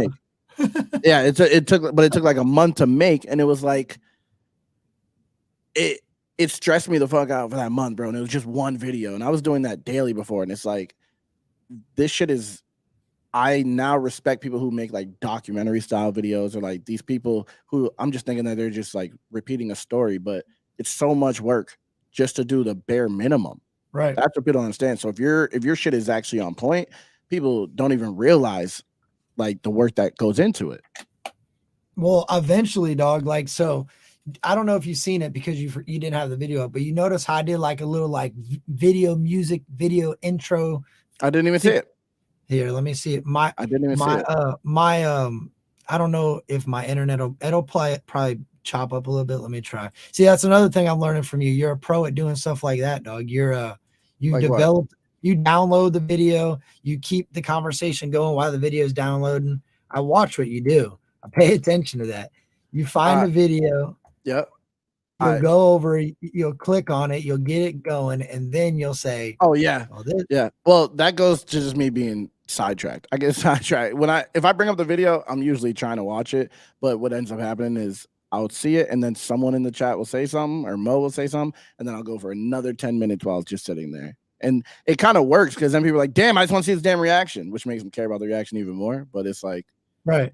I wish sometimes I could be more efficient. I would just talk a lot. It seems like you are though, bro. Like I'm being real when I say that. It seems like you're doing it. It really looks like you're doing it for a reason, if that makes sense. Like you might, you're using your how would they say it? You're using your flaws as a weakness, right? So you get sidetracked. So like right now, I just tried to do it. I clicked on download the video, so it'll stream a little bit better right here. You carry on your conversation, and then once your conversation's done, even if it runs a little longer, you just accomplish something while you were actually getting sidetracked. So you're actually I think that in that type of behavior comes from the street. I don't care what anybody says. That comes from the street, because I used to go get in my car, serve somebody up, whatever, yada yada yada. I would get sidetracked for 5-10 minutes, yada yada yada. We're talking, but next thing you know, I did another thing while I'm there that I needed to take care of anyway. It's you learn to multitask from the streets because everything is so fast. It's so fast, bro, that in the morning you might be in this part of the town, in the afternoon you might be over here, and when you wake up you might be in another state. Like it was quick, dude. It was everywhere. Quick life. You're spreading yourself thin. That's what it is. You're doing multiple. I feel like what really did it was probably my mother being in the streets, because when I was young, before I went to jail and shit, I was making music. That's what I was trying to do. So I was I was playing games before, but the whole time my mother was doing drugs and in and out of jail, and I'm all over the place. But my brain always was, maybe because I have obsessive compulsive disorder, but my brain always focuses, no matter what I'm doing, my brain is still focused on whatever it is I'm trying to focus on. So I can do multiple things at the same time and still be obsessed with a specific thing. And I think it's a flaw, but it helps me in that way. It really, it's a stressful thing to have, but I can't change my mind, so I just embrace it now. Yeah, you have. That's what it is, bro.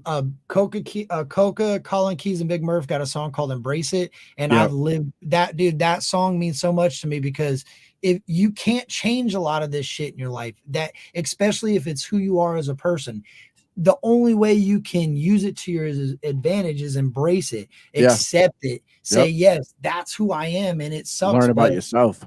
Yes, bro. Stop trying to. That's the thing. You run away from it, and then you always end up in a bad place. If you learn to embrace things, then there's nothing for you to really. There's a lot of shame and guilt that comes along with really accepting yourself. But once you do, then you don't care, and it makes it easier to get a lot of other things done, to be honest. Because my past, I should be maybe ashamed of it, but I just don't. I'm not. I refuse.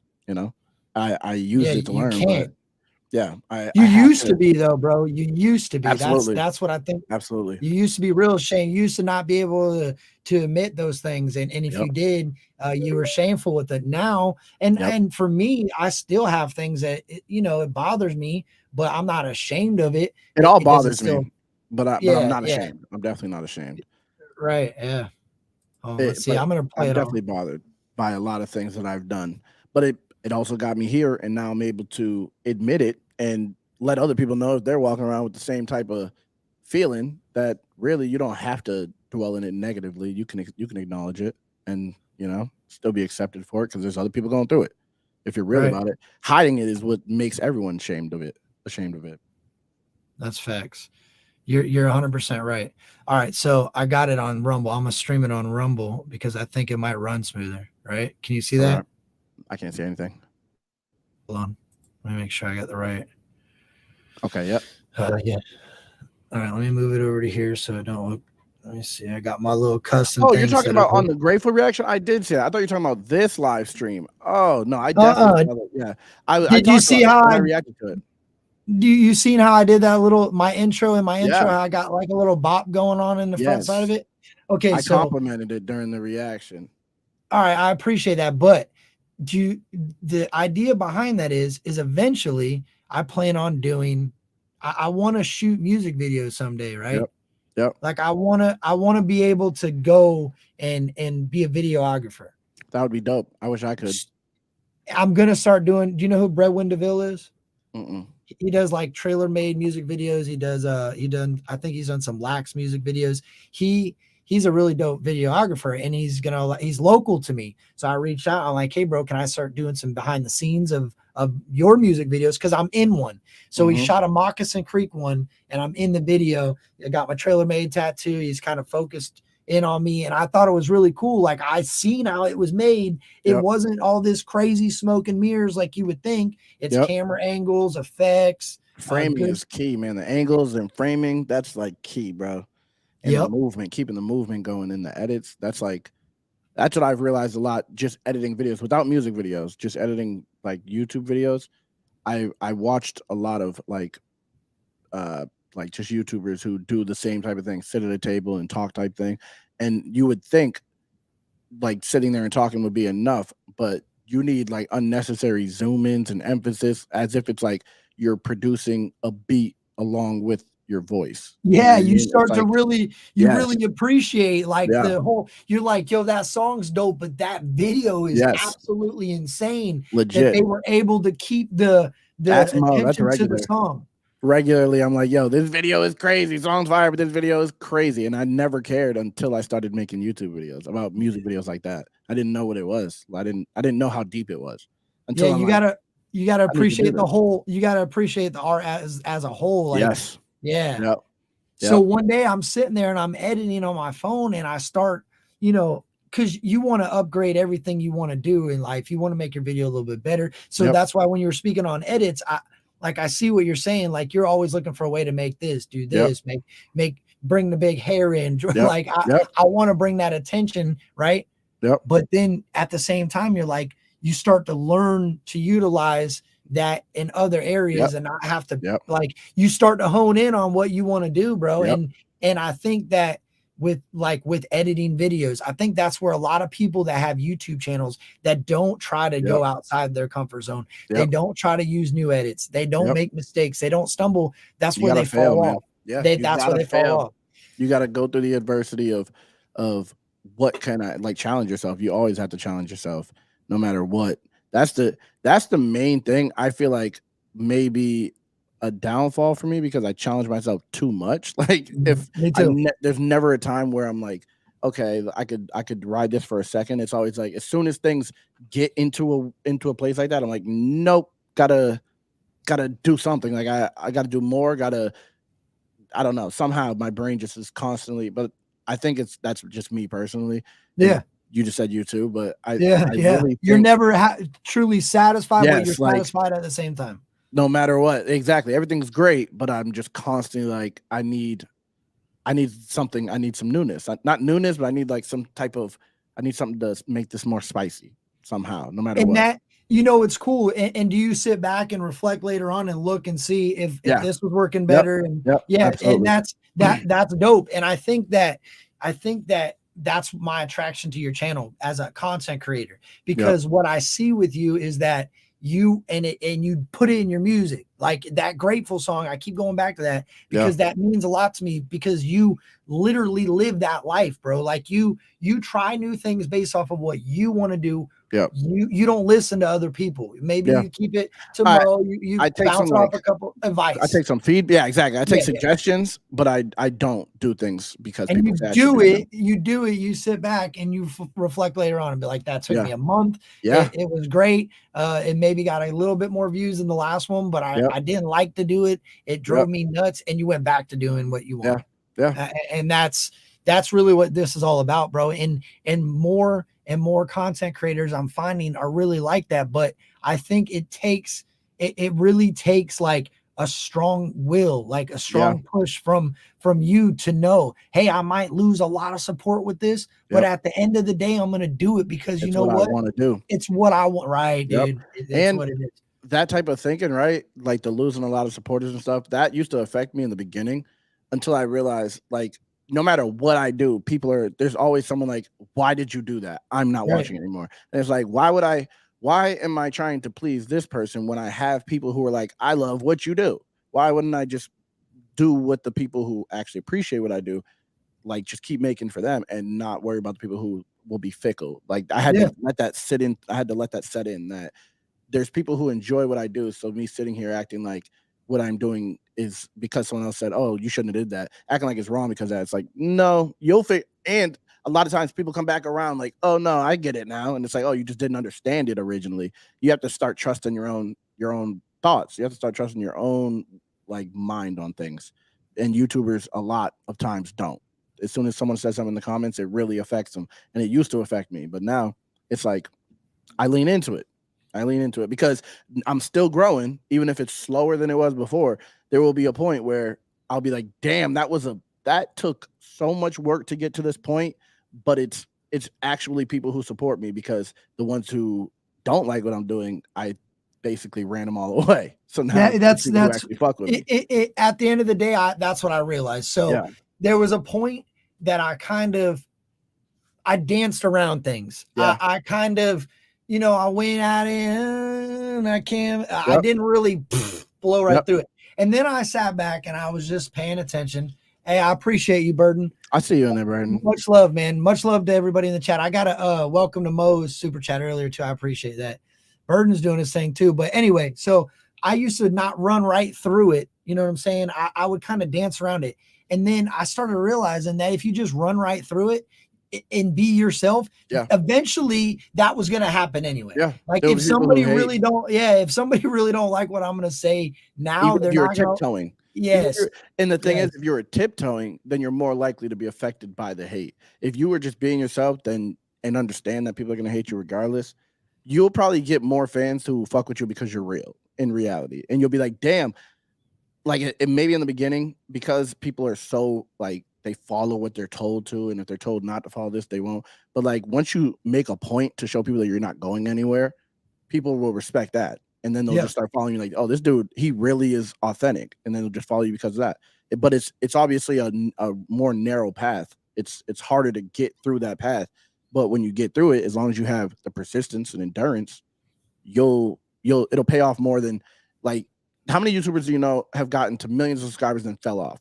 Like, there's so many who there's plenty channel and then just fall off, and it's because their channels they're not real people. They were doing something that people wanted to see, rather than people didn't want to see them. People wanted to see what they were doing, and it's like you got to make people fuck with you as a person in reality. Bro, you want to know what's crazy, and this blows my mind. Like, you speak in faith. I believe in a higher power. I know the universe works in a weird way, right? Burden pops in here when we're talking about this. Okay, do you know the story? Have you ever heard True Story, a song? Yes. Do you know what Burden's been through? Yes. Crazy. Okay. That's the face of adversity right there. Yeah, absolutely. You know what I'm saying? Like he stared like some real life shit in the eyes. Yes. Like his song that he just dropped, Come From. If you ain't heard it, I can either play it for you. You can listen to it on your own time. I haven't heard it. Like, bro, what he says in that song is some of the realest shit I've been through real life. Bro, he's been through real life. Dude, he tells people, bro, I got an open case. I got a warrant for my arrest. I'm welcome to Burden world. Like you think that this shit's just the music and I'm just talking this shit. No, I'm really living a crazy ass life, and I'm trying to relate to y'all people as individuals. You guys haven't necessarily been through exactly what I've been through, and I don't shut you down. Yeah, way less. And he could be like, fuck you because you ain't been through it. Fuck you because you ain't been through it. No, and look what's happening. Like, he's been somebody that hasn't been very well known. He's done his political music. People gave him shit for his political music. Said his billboards.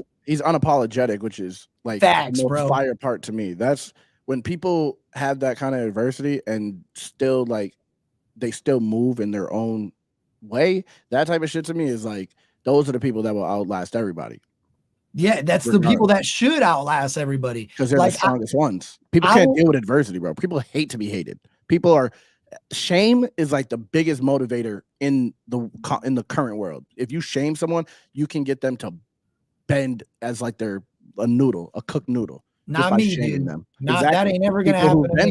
People who've been through things. It won't. I remember being on front page of the newspaper, bro. Like, people calling me all types of shit, and it was like, damn. Even though it wasn't true, I still had to move as if it was. Like, no matter what, people. Yeah, I've already lived. I get that. You've already lived that. And I've said that before. I made this exact statement. I've said, what the hell is this internet people gonna do to me that I didn't have said to me sitting in maximum security in front of a judge being humiliated. Prosecutor with telling everyone that you're a piece of shit. You're the worst person in the world. The prosecutor, and you can't say a word about it. You can't do say nothing. And when you do, it's contempt of court and get your ass back in the back. Like how can that is you can't get worse than that. No, dude. So being in jail, bro, like people don't even understand. Being locked up, like that's a whole different world than the real life. Like there's no safe spaces unless you want a PC and never have respect again in your entire life. Like ever. There's nothing. You have to address everything head on. Someone wants to fight, you gotta fight them.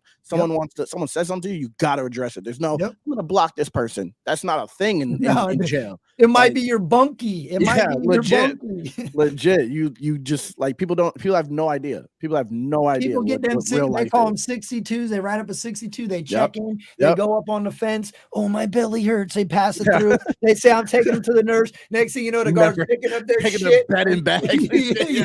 Oh yeah. What happened? Oh, he's got the flu. He's got a stomach bug bag.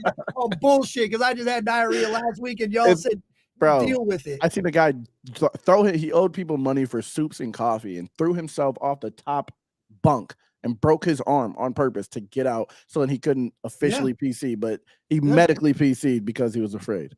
Yeah. I've seen people get like I got these teardrop fingers on my tattoo or on my I got these teardrops on my fingers. I got those done in jail. It's like to wipe the haters' tears away. Like, it was perfect when somebody cry me a river. So I had seen people.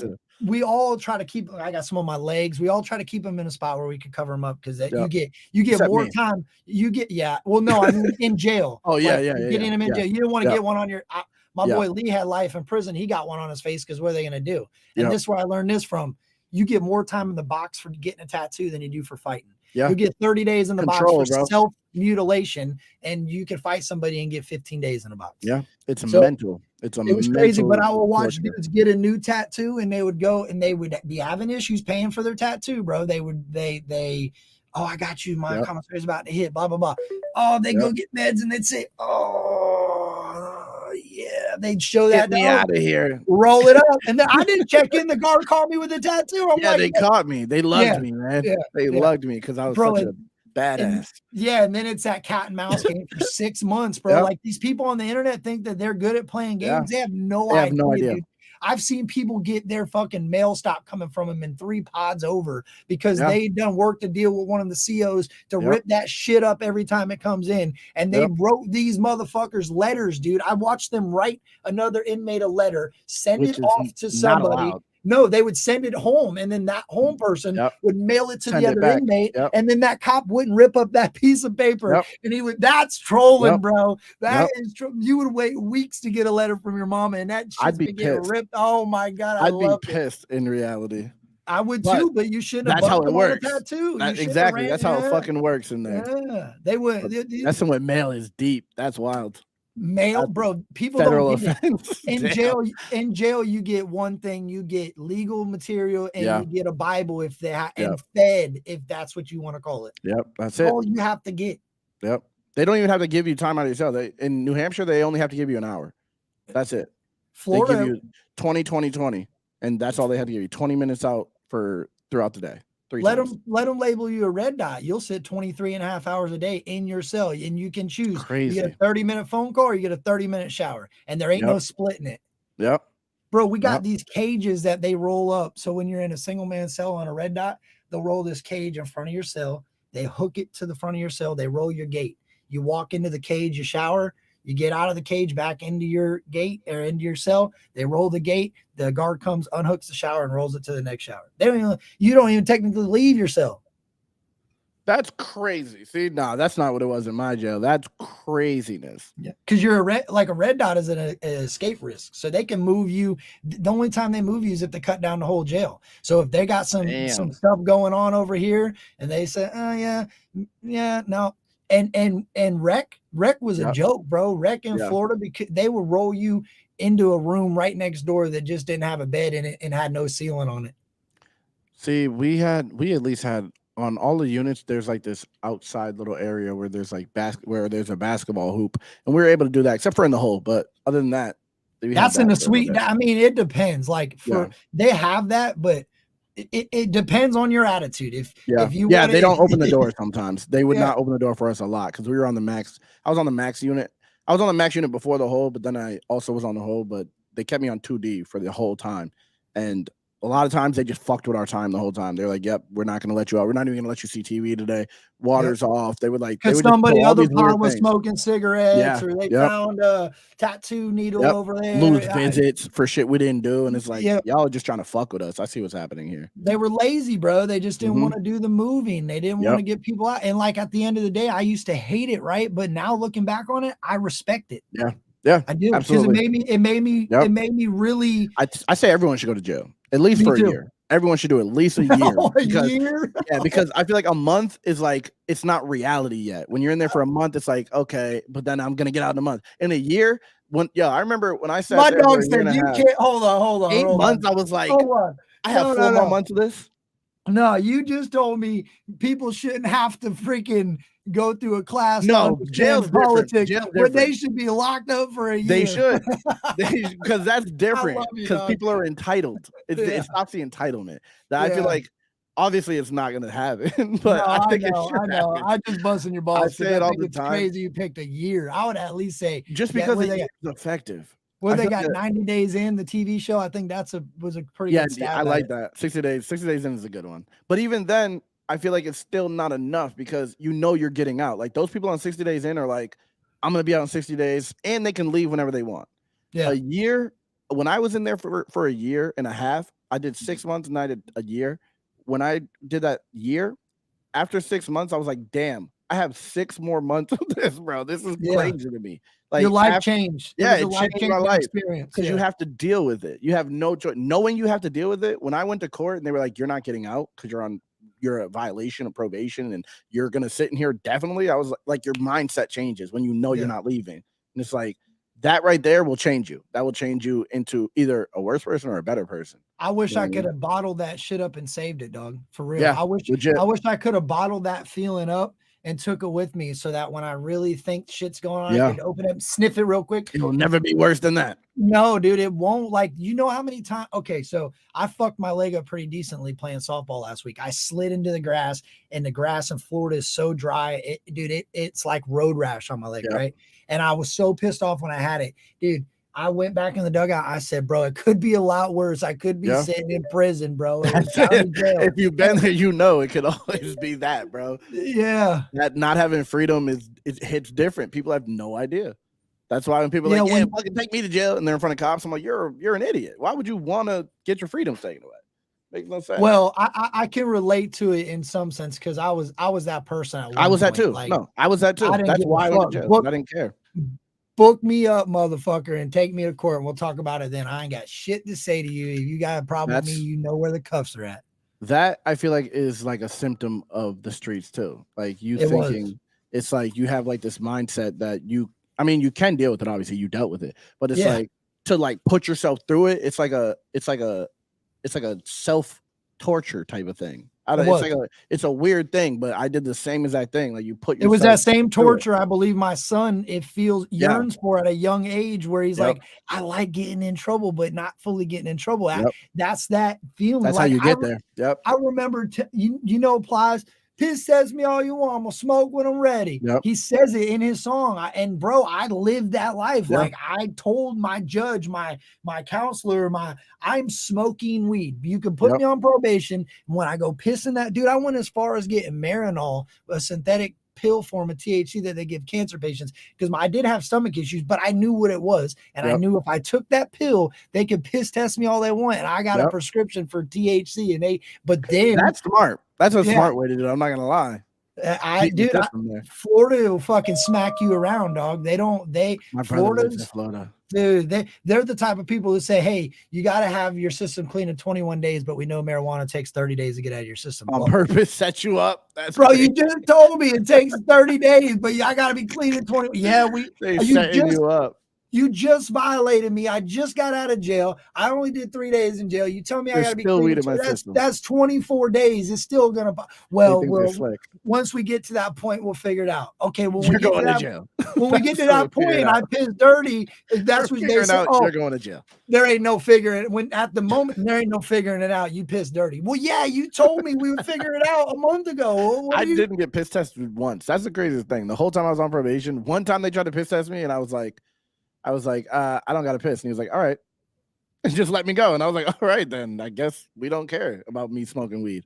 Well, see, that's the thing, dude. And then the system is so broken with that. Like, I've had POs that go, yeah, I'm not piss testing you. And bro, probation was like my high school essentially. Like, I just was on probation all through my life. Same. I was on probation at any Same. given point. If I wasn't in jail, I was in jail on probation a few times. Yep, like they locked my ass up and didn't stop my probation and kept my probation running. And my PO is checking in with me at the damn jailhouse. I'm like, what is? See, they didn't go that far. They knew. Bro, I got violated in. Listen to this. I got violated from probation in jail, right? Because they found something in the thing. They went to my mom's house while I was on the phone with my mom from jail and said, "Hey, ma'am, we need to speak to your son. He has a warrant for his violation of probation." She said, "Well, that's crazy. He's on the phone with me right now in jail for violation." Right? Yeah, dude. And they're like, "Oh, well, we didn't notice he was in the system." Sloppy. So, yes, dude. That's crazy. They're just looking to pull the trigger on a violation anywhere, dude. They want it any moment they could say. That's why those papers, bro. I can't fuck with them. Being on papers is crazy. That's just like a setup. It's a revolving door type thing. No matter what. No matter what, they're gonna try to set you up. I don't know what the law is there, but here, any contact with law enforcement, good or bad, could violate you. Yep. You can stop by a cop and it's a violation. You could be walking down your street and they could stop you to ask you if you've seen a suspect run through the neighborhood, and your probation officer could say, because you had contact with law enforcement, 500 around people the in the bar, you were near the criminal in a bad neighborhood, we're technically violating you, and you're going back to jail. Yep. And that's how they set it up on purpose. That's how they set it up on purpose. That's the shit that I'm talking about, though, Flawed, is that bothers me. This chat shit. Yeah, no, that's just trash. Shit on the internet. That's just a joke. That's what I say. Like, when you go real adversity. Real shit, yes, that's legitimate adversity. Your freedom on the line, and they're playing with you. That's racism to me, dude. That's another form of racism. Like to look at somebody based off of where they live, how much money they make. They don't even look at skin color anymore, bro. It has it's classism. That's what I was trying to say. Is if you are not at least well off, they're going after. But if you are not at least okay, like money wise, like if you don't got like some real estate or something, you could be a victim of that easily, very easily. They don't care because they know that it's just a revolving door is what it becomes. And you don't have the money to, that's why celebrities don't get time in jail. That's why they just hire a good lawyer and they're like, okay, here's a probation for shooting someone. Like it's like a loan. It's essentially we're all a bunch of loans. Some people have really big loans, and one day the government's going to come revoke that loan and lock your ass up and say you owe it all back to them. So literally. They know what they're doing. You can't get out of it, man. Not in this damn country. Look at that Bernie, whatever that guy that just that attorney, what Alex Maddox, whatever that dude was, that was a prosecutor, and he killed his wife and his son. Oh, Alex Murdaugh. Yeah, look at him. Yes, he did some heinous shit, bro. He really did. But look at what that guy was. They were like his family was like the prosecutors for how many years? Yep. Also, years, he had like billions. I'm pretty sure he had like billions of dollars that he took from people. Like, how do you even move like that for that long? It took for him to kill his wife for him to get in trouble. Like, for him to really get in trouble. This dude took so much money from people. If I took $500, I'm going to jail. Yeah, I'm going. Hey, bro, no matter what. Yeah, that's facts. That's what I'm saying. Ain't that a crazy society that we live in, dude? Is that if you're well off, you really don't got to worry about much on the criminal side. Like, look at, and that's what blows my mind. Like, I follow baseball, football. There's a baseball thing called Baseball Doesn't Exist. It's a YouTube channel. And they talk about politics and sports, and they talk about like how a lot of these people are doing all this heinous shit. They already have been doing it. It's just who they select to point out in order for monetary value. Like they want, organizations thrive on people doing bad sometimes, because then everybody says, I'm backing them. Yes. I'm backing them because they kicked out this scumbag. Yep. Well, the country is based on crime, and like it's like a hero victim complex. Like, this guy's a bad guy. They let you do all this bad shit, and then when they need to pull a trigger on you to make an example out of you, they will. It's just like Batman. Trump. He became a president Robin. and then became the bad guy. Yeah. Look at any movie you watch. Look, you got cops and robbers. You got good guys versus bad guys. Like, you always have that persona of it's this versus that. It's always something versus something else. It's never just for the whole, just as one. We are one, and let us all be one together. It's no, you have to be either this or that. Every time. Maybe it sucks, dude. It sucks, man. But the way that we could not, that's the thing. We could easily not fall for it. But what happens is we create the division in ourselves. Like, when then it becomes smart people against stupid people. In your head, you're like, that person is stupid, so I just don't see. You'll never get rid of it. You have to have division. Yeah. Like, if it become, like, to be real with you, bro, if I walk into a gas station and I see some people that I know I don't fuck with based off of a look, I will judge you and stay the fuck away from you, because nowadays you don't. And in all reality, anybody could say that's a bad thing to do, but we all are people. I think it's what's in us to do that. You have to judge. Yeah, you won't live long if you don't judge. When I was a little kid, when you were a little kid, we were all a little kid, we were taught by our parents, by our elders, to judge the people you're around. Absolutely. As soon as you turn 18, nope, you can't judge nobody. That's discrimination. No, fuck you. I've been judging people wrong my whole life, and that's why I went to jail. That's how you live. That's why I went to jail. My mama said, stay away from that kid. He's a bad kid. No, he's not. He's a great kid. He's my best friend. Judging totally incorrectly. Yeah. Well, he wrote a whole statement on why your ass is sitting in jail right now, Mr. Best Friend. And you didn't do half I'm not going to judge him still. I'm still not going to judge him. And right when I got out, I went back with that same dude and was right back behind bars, bro. So I try not to judge people early in my life. I try to just let things flow and take it for what it is. Now, as an adult, you're absolutely... And you have a family too. Like, you'd be a fool not to judge everyone who gets close to you. Anyone you see, you wouldn't be a fit husband if you weren't. That's the thing in reality. Facts. But it's hard though, bro. It's hard because sometimes it goes back to the song. We'll say it again. You make bad judgment calls.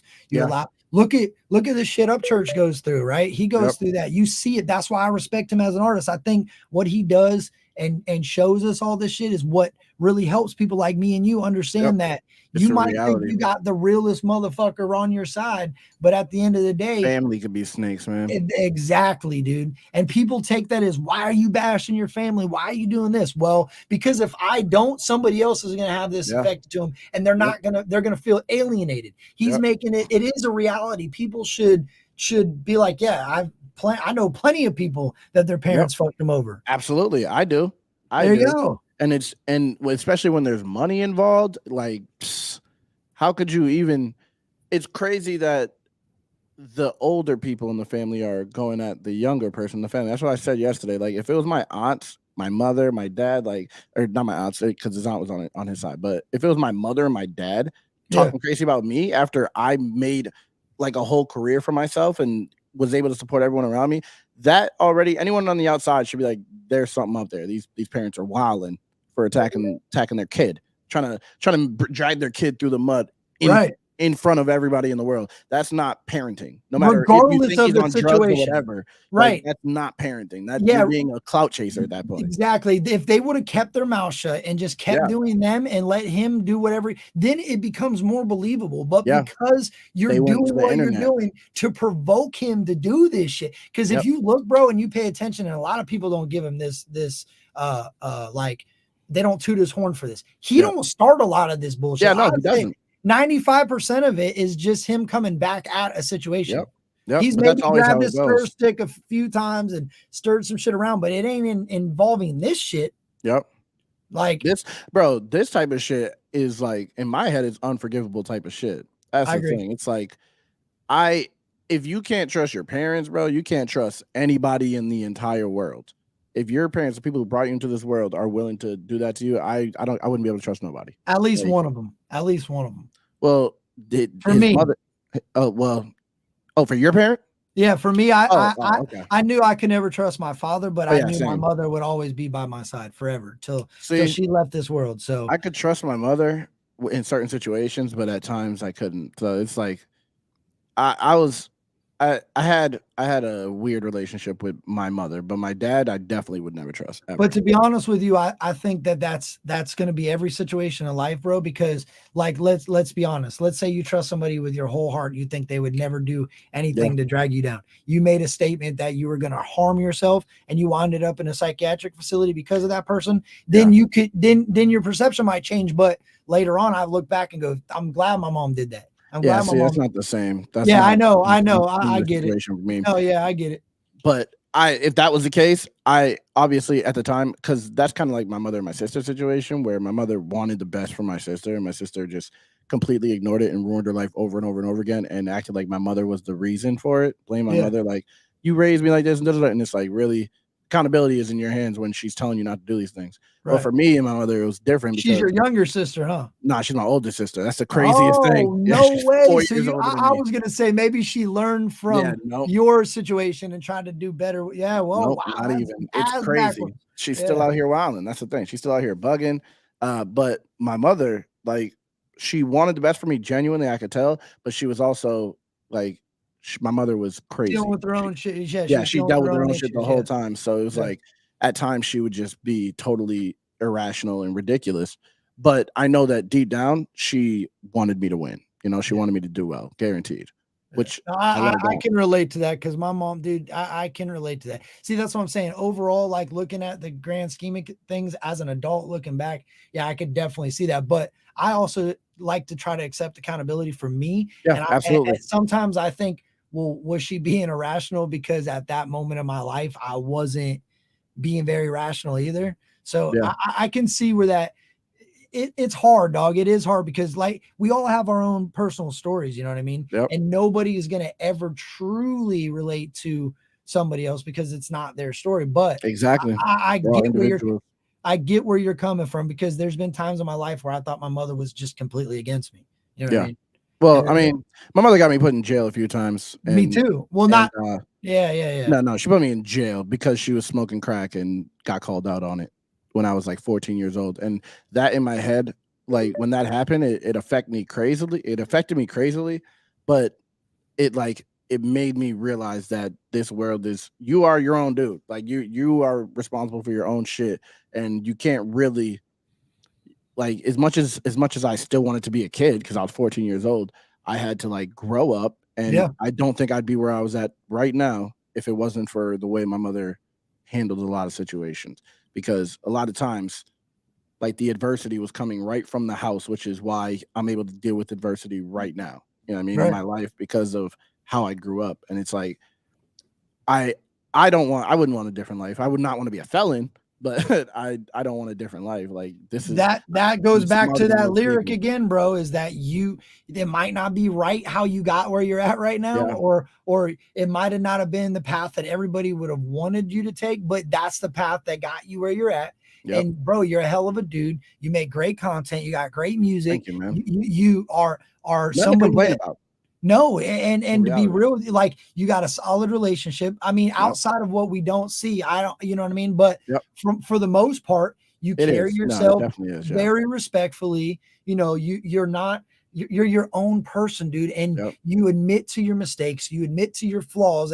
Hell, your name is based off of your flaws. You know what I'm saying? Yeah. Like you and that nowadays, people like you, and I'm saying this to you because I believe this in a lot of other people need Yep. to be told this shit, dude. They need to be reminded of this all the time because we need people like you in order to create the Need people next like you generation. too, bro. It's not just me. Well, yeah, no, I and I will take credit for that. You're correct, but I don't mean to say it in like you. I mean to say it as like what your movement, your like.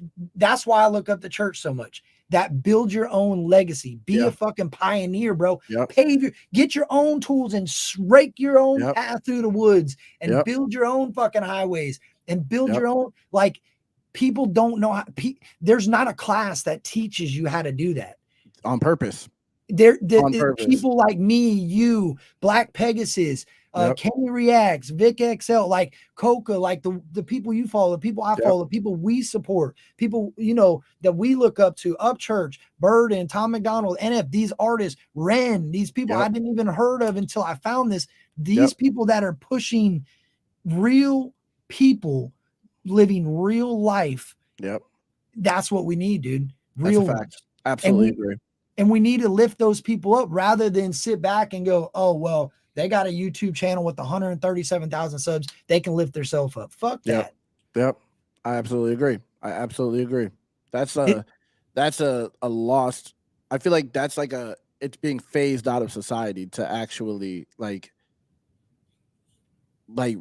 give people credit for things that you should be giving credit for. Like you get credit for views, you get credit for followers, you get credit for like virality, things that aren't real. But when you do real things, that gets slept on in this world. It's crazy how that's where we're at. It's like there's no humanity on the internet, which is you get a video of a guy tie-dyeing a shirt in a bucket that hits 1 million likes and views. 10 million views, and you make a video of some real shit talking about some heartfelt shit that you're going through in your life, and people are like, oh boo, I don't want to say if that, and then the likes are just it's crazy that the effort that people use to hit like is such a it's nothing to me. What I think people are ashamed to admit that they support somebody else. Absolutely.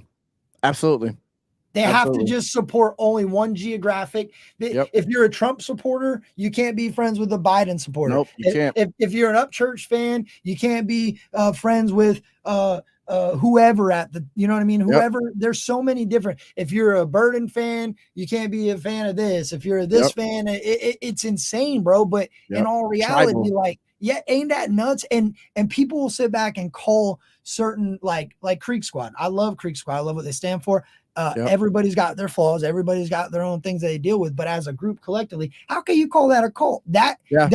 It's crazy. That's called a support. That's support. That's a people use the word cult like it's a negative thing, but if you look up cult, it's just like admiration for a certain thing. It's just a group of people who admire and follow a certain thing. It's you could say cult, but every cult isn't a suicide cult. Every cult isn't like some random the alien's gonna come and destroy us all. Exactly. It depends. You can say cult.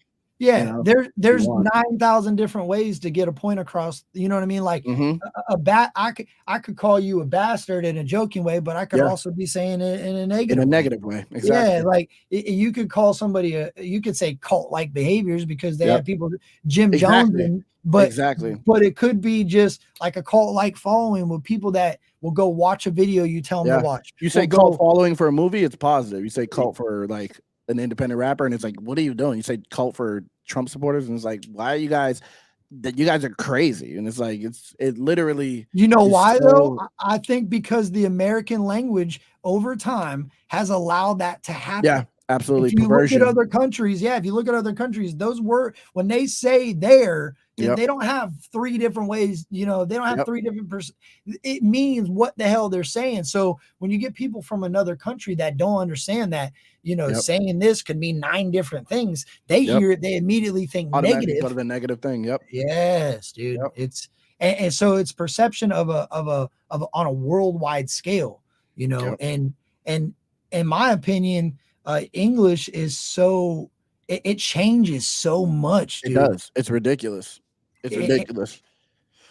That's like another conversation I argue with people about a lot because it's like you could have a grip on the English language perfectly, and then tomorrow they could say this means this, and you continue to use the English language the way you know it, and then you are now in a weird place where if you don't change it, you will be exiled or like treated like you are not a part of society anymore, when really it was just fine yesterday to say this word or say this, or like shit changes literally overnight, and then now you're on the opposite side. You're a bigot, you're a misogynist. It's crazy, dude. It's insane, whatever it is. And it's like overnight it was just fine yesterday. Well, like that shouldn't be a thing. I come from the ghettos, right? So not now, that's not my lifestyle now, but if I would have got on the internet 15 years ago, they would be digging stuff up for me. That would probably be, and yesterday during my reaction, Church was talking about the country song, and I just instinctively said, I ain't cutting that shit out. It was a part of the song. You know what I mean? but I won't. But I don't. But I won't just say it right now on live stream just to say it, just to throw it out. It's the moment, bro. And our society has created that. Back in the day, bro, that's how I greeted the homie, bro. But that's bro. I'm from New Hampshire, which is 95% white, and that's how we all talk to each other. I still say today, my white people are my niggas, bro, no matter what. Yeah. And that, but see, that's crazy because in a society, it's okay for that. But now on a flip side, and that ain't no harm to you. That like that ain't no disrespect. Like when I say that, I don't mean I don't feel like it's a privilege that was created by anybody. What I think it was, you have the right to say whatever you want, bro. Right. That's the thing. If I say I have a problem with words that come out of your mouth and you're not saying them in a way to hurt, like actually disrespect me, then I'm creating a problem out of nothing. Exactly. If your intent isn't to actually make me feel bad, why am I taking it like that? That's me purposely taking offense to something that you don't mean offensively, which is some weird type of mental. That's society. I don't understand it, dude. And you know what's crazy is in public, I've never heard anybody say have a problem with that ever. Yeah, no, never, no, unless it was meant in a disrespectful way. Yeah, if it was until they said it's disrespectful, then it was never a problem. Well, no, even then, dude, even then, I've rolled back into where I used to live, and it was, I mean, I was, because I'm used to the YouTubes, I'm used to the internet, right? I was kind of like, maybe I should be careful, bro. It was going all over the place. I'm like, oh yeah, that's like, that's conditioning.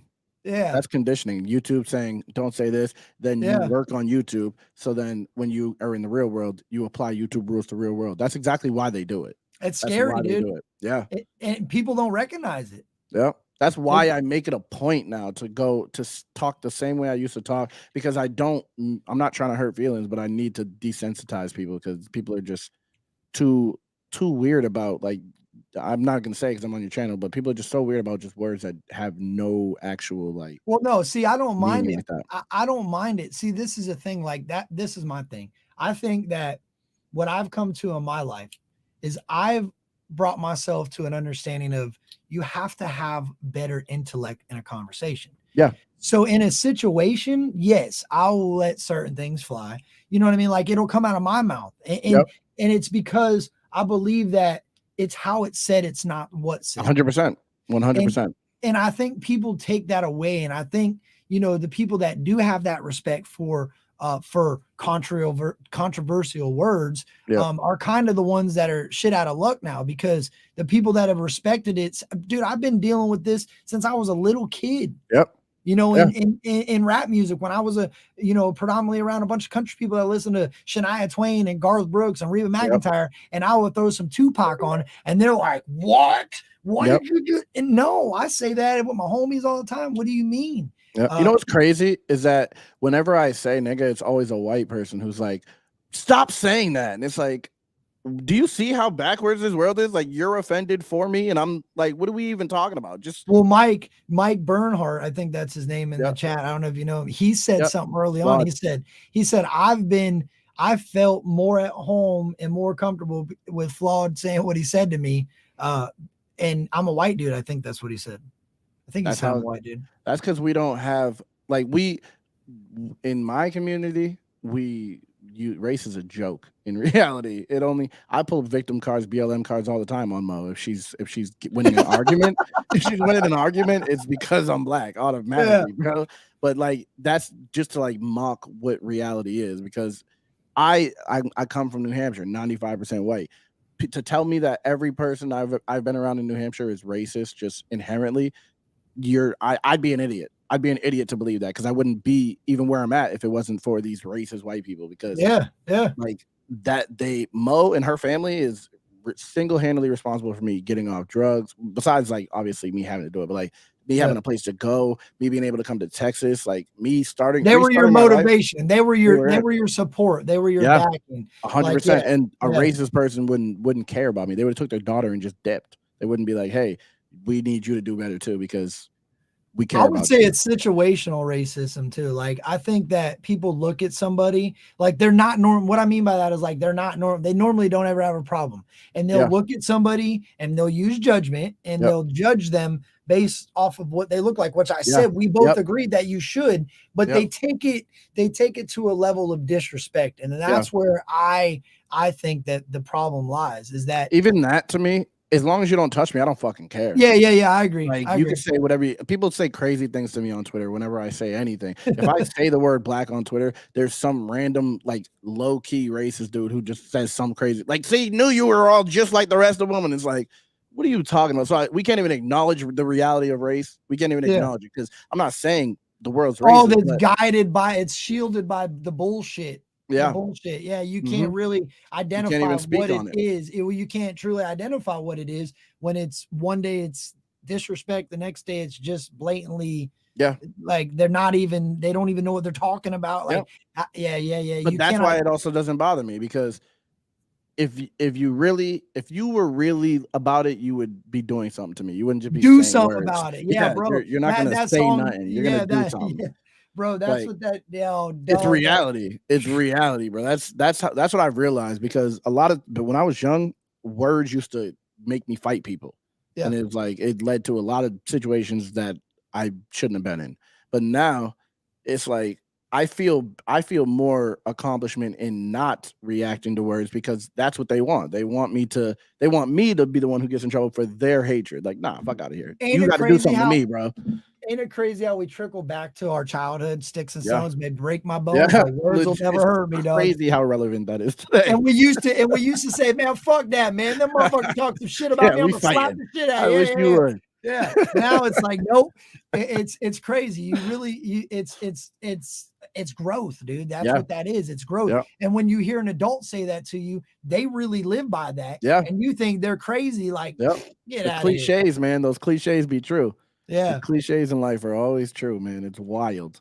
It's little clue. That's why I love music, dude. Like, that's why I really, and independent music at that, people that say what they want to say when they don't have to, they're not controlled. Their voices aren't controlled.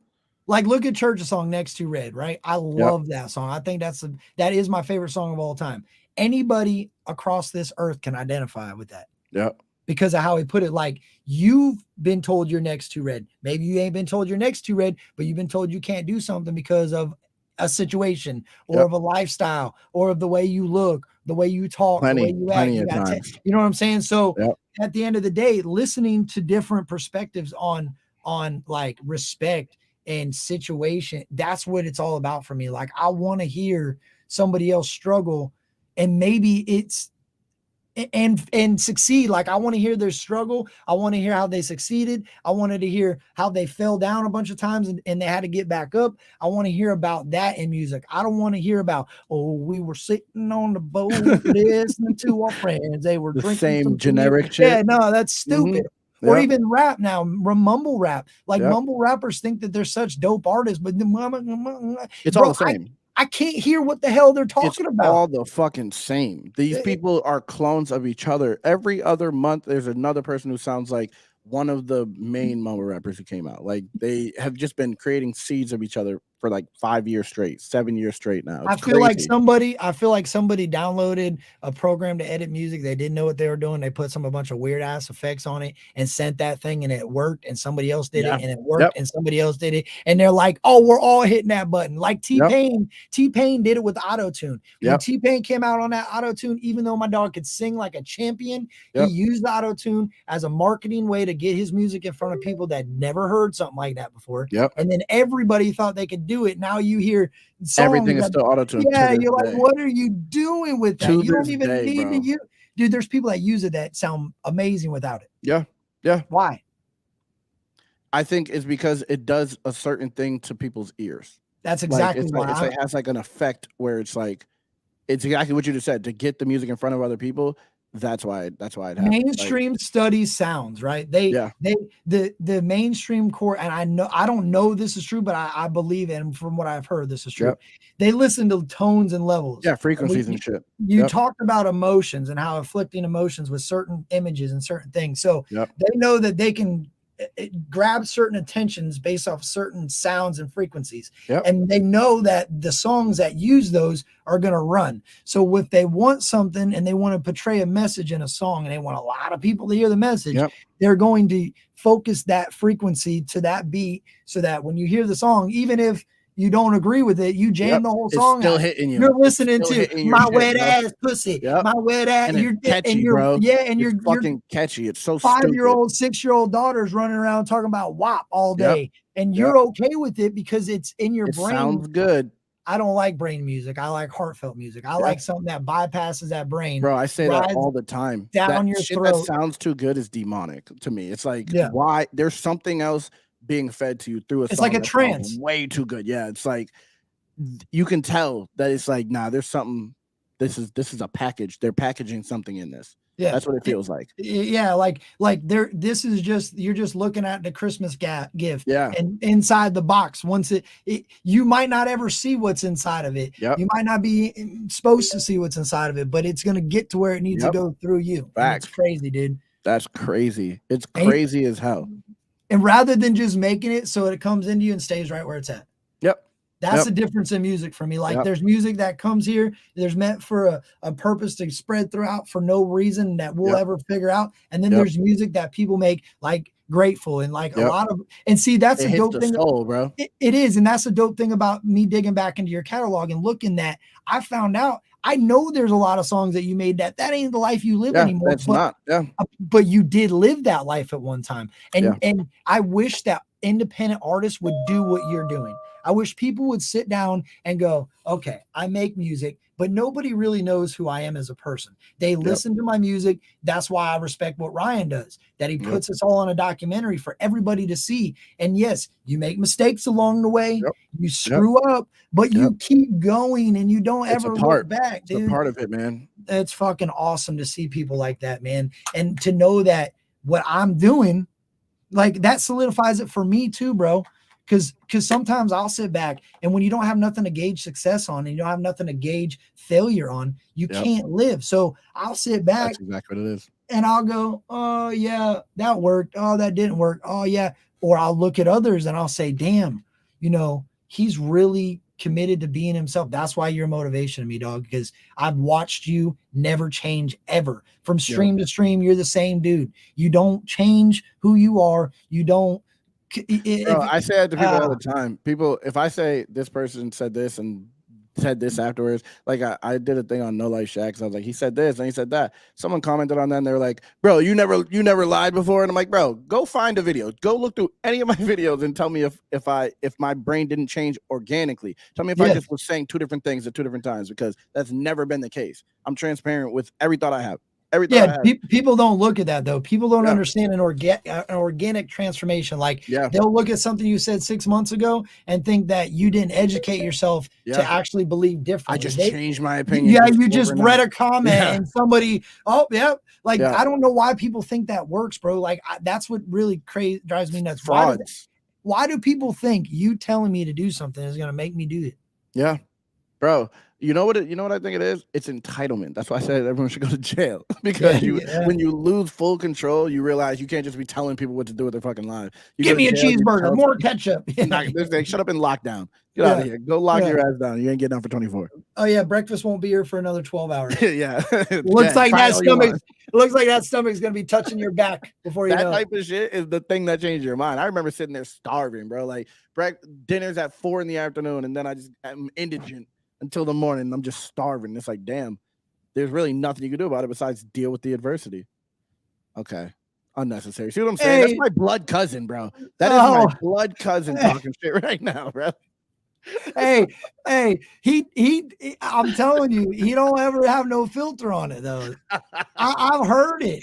You know what I'm saying? Like, that's what I mean. Like people, the internet is crazy, because at the end of the day, how many people could really sit down and watch your shit? You know what I mean? Like, so if you think it's smart to hide it, like, that's what I had to learn, bro. If you think you can hide it right now and somebody ain't gonna pick it up in 6 months, you're wrong, because they're gonna pick up on what you've been doing for the last 5 months. They paid very good at, like, Flawd probably didn't think I was paying attention where I knew he talks about eating the booty. And you know what I mean? He probably I don't remember half of the things I say. Yeah, I'm too transparent sometimes. You couldn't even remember the song that was playing on the stream a day ago. You know what I mean? But when you don't lie, bro, that's the thing. When you don't lie, you don't have to remember. Exactly. I don't have a good memory because of that. That's the one thing I always remembered is that if I don't lie, then I don't have to remember anything because it's Yep. all true. I That's went how through it that works. time in my life, bro, as a drug addict. Every drug addict lies. There Yeah, ain't I no, was lying nonstop.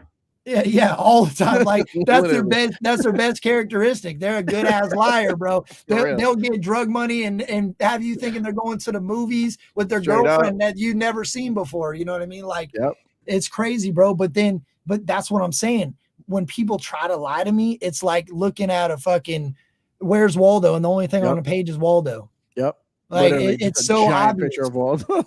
Yeah, like, hey, I'm telegraphing this lie for you. I'm packaging this sucker up and I'm handing it to you with a bunch of lie wrapping paper on it. Like it's crystal clear. For But real. then you see people that have never been through that type of situations in their life, and they're like, "Oh yeah, you did Believe that. What are everything. you talking about? You little Yep. scumbag!" Like, Yep. come on, dude. Yep.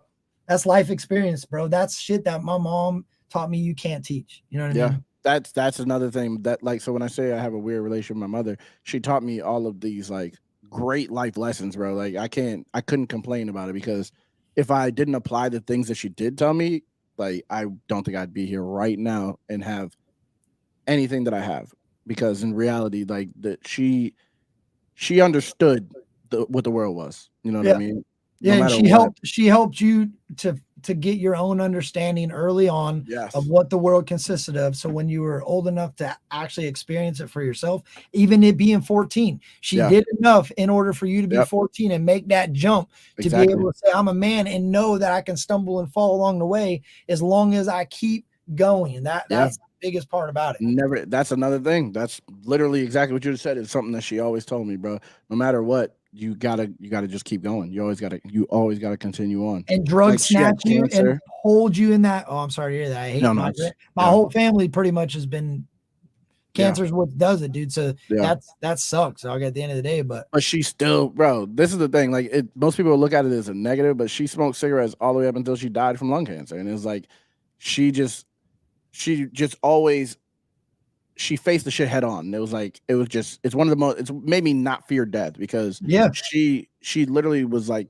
saying it was coming. I'm like, stop talking to me about this. Stop talking to me about this. But she still just lived as herself. She was still herself, authentic, 100% all the way to the end. yeah. I It's mean, like, at the end of the why day, wouldn't you be? my grandfather was the same way, dude. Even with his feeding tube in from all the chemo bullshit, he was pouring beers in his feeding tube. Like, Yeah. Until he couldn't even smoke, he was smoking. And I always was like, why is he doing that? But looking back, I'm like, well, I mean, shit, what are you going to do at that point? You're going to change? You're going to change to die and to know you changed right before you die? Like, yeah. Should have been doing it your whole life. Nah, just you understand what it is. You got to look it in the face, man. Embrace it. Look in the face. Exactly. Yeah. Exactly. That's the key, man. This has been fun, man. This has definitely been fun. I had a great time. I'm definitely down to come back whenever you want, man. Yeah, if you're ever, bro, like I think every now and then. Having people on our channel too. My bad. Oh no, you're good. That's why I gave you I sent you a link, and next time if you want to, I don't care. You could restream it if you want. I ain't worried about that. I know that you like to get your stream on and stuff. And you know, at the end of the day, I think it's cool that two people can sit up here from, you know, different parts of the United States, different situations in life, and kind of relate. Because like, yeah, sometimes I don't agree with what you say, but then at the end of the day, I know that I ain't you. You know what I mean?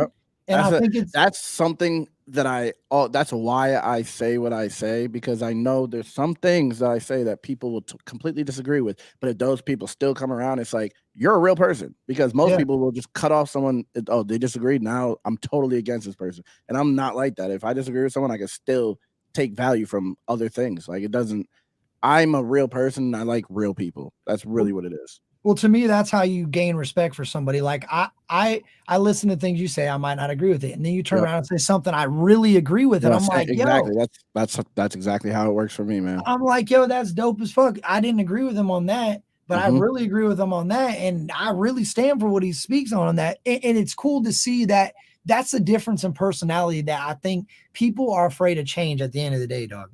Yep. People are afraid to Yep. change That's their exactly what it is. perspective. They're afraid to change their way of life. They're afraid to change their anything.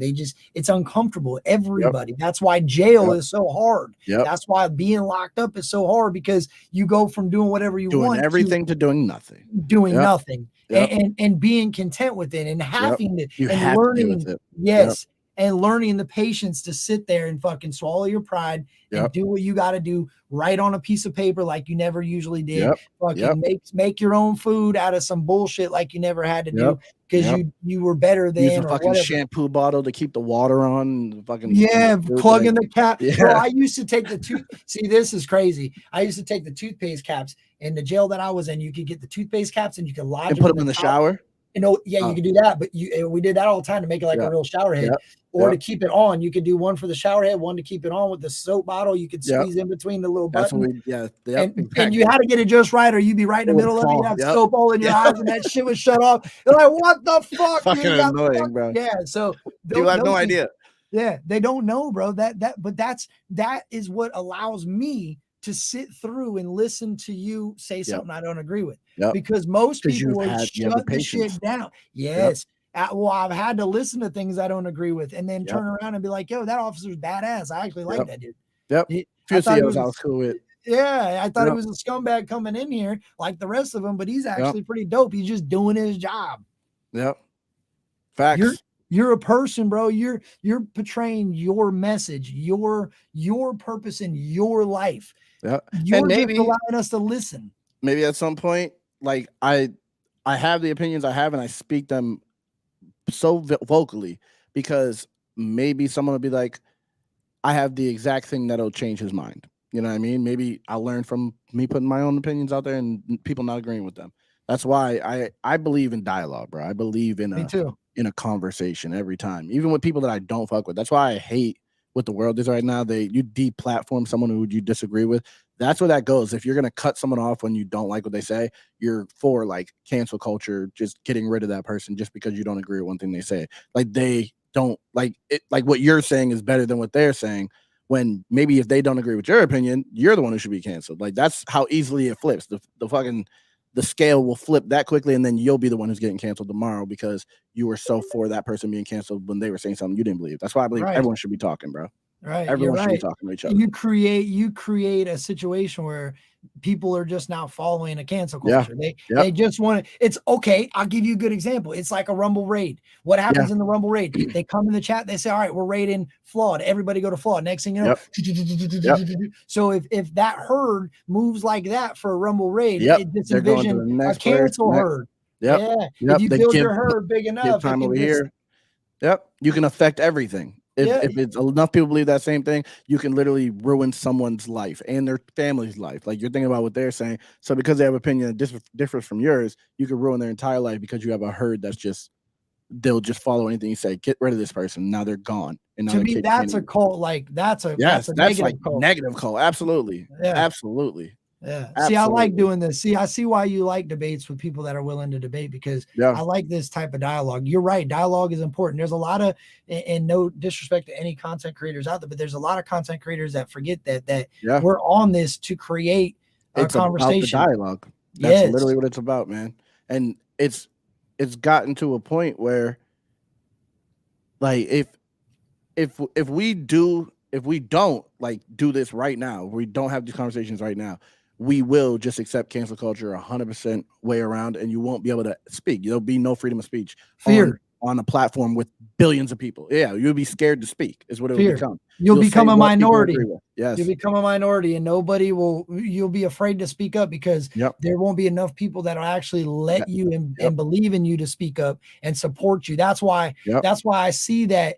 There is certain platforms that limit the amount of support that you receive based off of what you say, because if they allow you to become too big, then you're one more person that they got to dethrone in order to push their narrative. And I didn't really see this as just a fan, bro. Like I'll be real with you, coming into YouTube and doing stuff like this, and me either, bro. I had no idea it would be like this. Me either. At all. I thought it was all a big loving community. And everybody's like, hey, come on over and come kick it. We got Flaw. No, as soon as you say something, bro, as soon as you say something they disagree with, you will they'll just act like you don't exist anymore. I can guarantee you somebody will disagree with this, regardless if it's on my end or on your end. Yep. Yeah, that's a lot the of thing. people will. That's the thing that has been happening to me for so long now that I don't even acknowledge it, because people, I used to focus on my numbers and be like, okay, I just lost 5 subscribers. I must have said something in my last video that they didn't like, and it would affect my head. And now it's like, I'm happy for all the milestones, but I can't stress myself out with that, because these people are we don't even know what's happening in their house. Like, the people, they're acting holier than thou when they're like, I'm unsubscribing from this piece of shit. But then in their house, they like are probably beating their kids and shit, like doing some craziness, some weird shit that we don't even know.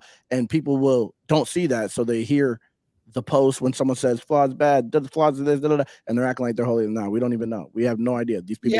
You're right, bro. They could be doing anything behind the scenes. And I'm supposed to be like, oh, I'm supposed to care about this person's opinion. I don't fucking know you. You could be. That goes back to that blind following, bro. Yes, you're absolutely correct, dude. It's like I had to figure that out, because you notice these politicians, bro. A lot of these politicians, they'll be like, I'm anti-gay, and then they're gay. And it's like, what is going on here? I'm anti this, but then I'm this behind the closed scenes. And it's like, you follow them acting like they know what they're talking about, and then they're that. And it's like, what do we actually do? That's that is a whole other world, because, bro, that is evolved in front of our eyes. The whole LZQXY, whatever that shit is, dude. I to be honest with you, and no disrespect meant towards that, I can't keep up with all that, dude. No, I refuse to keep up with it, bro. Well, I won't. That's why I won't. But even if I wanted to, there is so much going on. Tomorrow they're adding new letters to it, tomorrow and they're bro. You can't do this now. You can't do that. No, we don't want you to do that. You got to say it this way. No, you got to do like they're debating a cancel culture. This shit. Yeah, that's what's pushing all of it right now, is that these normal people that, like, if you right now were like, I'm this, and I was like, no, you're not. Like, if I said something to you right now, you're fine, you're straight, fine. If I say you're white, racist, whatever, it wouldn't mean anything. They probably agree with me. But as soon as you flip into something else and I say you're a white racist, they're like, bigotry. Yeah, you're bad. Bigotry now. How dare you? Kurt is so brave. What do you mean? Yeah, like, it's like drink beer. It's like drink this beer, don't drink that beer. Do this, do that. Wear this color. If don't you do watch that. this movie, you're a bigot. Play this game, you're a bigot. If you're not drinking Yingling, then you're a bigot. If you are drinking, it's cultural appropriation. What are you doing? Yeah, it's like, just bring back Aunt Jemima and Uncle Ben, dog. Like, what are we doing, bro? Like that. My boy has an Aunt Jemima can. He's keeping it. He's gonna sell it in the future. Bro, you know what's crazy? If people would sit down and look, Aunt Jemima was the first. Yeah. She was the first Black person to ever be a mainstream logo. She was allowing other people from the kitchens and the fields really that had never been segregation to take her off. It's like, no, we don't want Black people on these covers. We don't want to see Black people. Get them off. That's what that becomes. It's like one day if they make a FlawdTV podcast logo and they put it, and 100 years from now, Flawed is deemed one of the most independent Black podcasters in the 2020s, blah, blah, blah, blah, blah. And then one day they go, no, we're taking Flawed down. He doesn't deserve to be treated that way. He was a slave to YouTube, and take him down, bro. Your family would be like, what the fuck are you guys doing? Yep.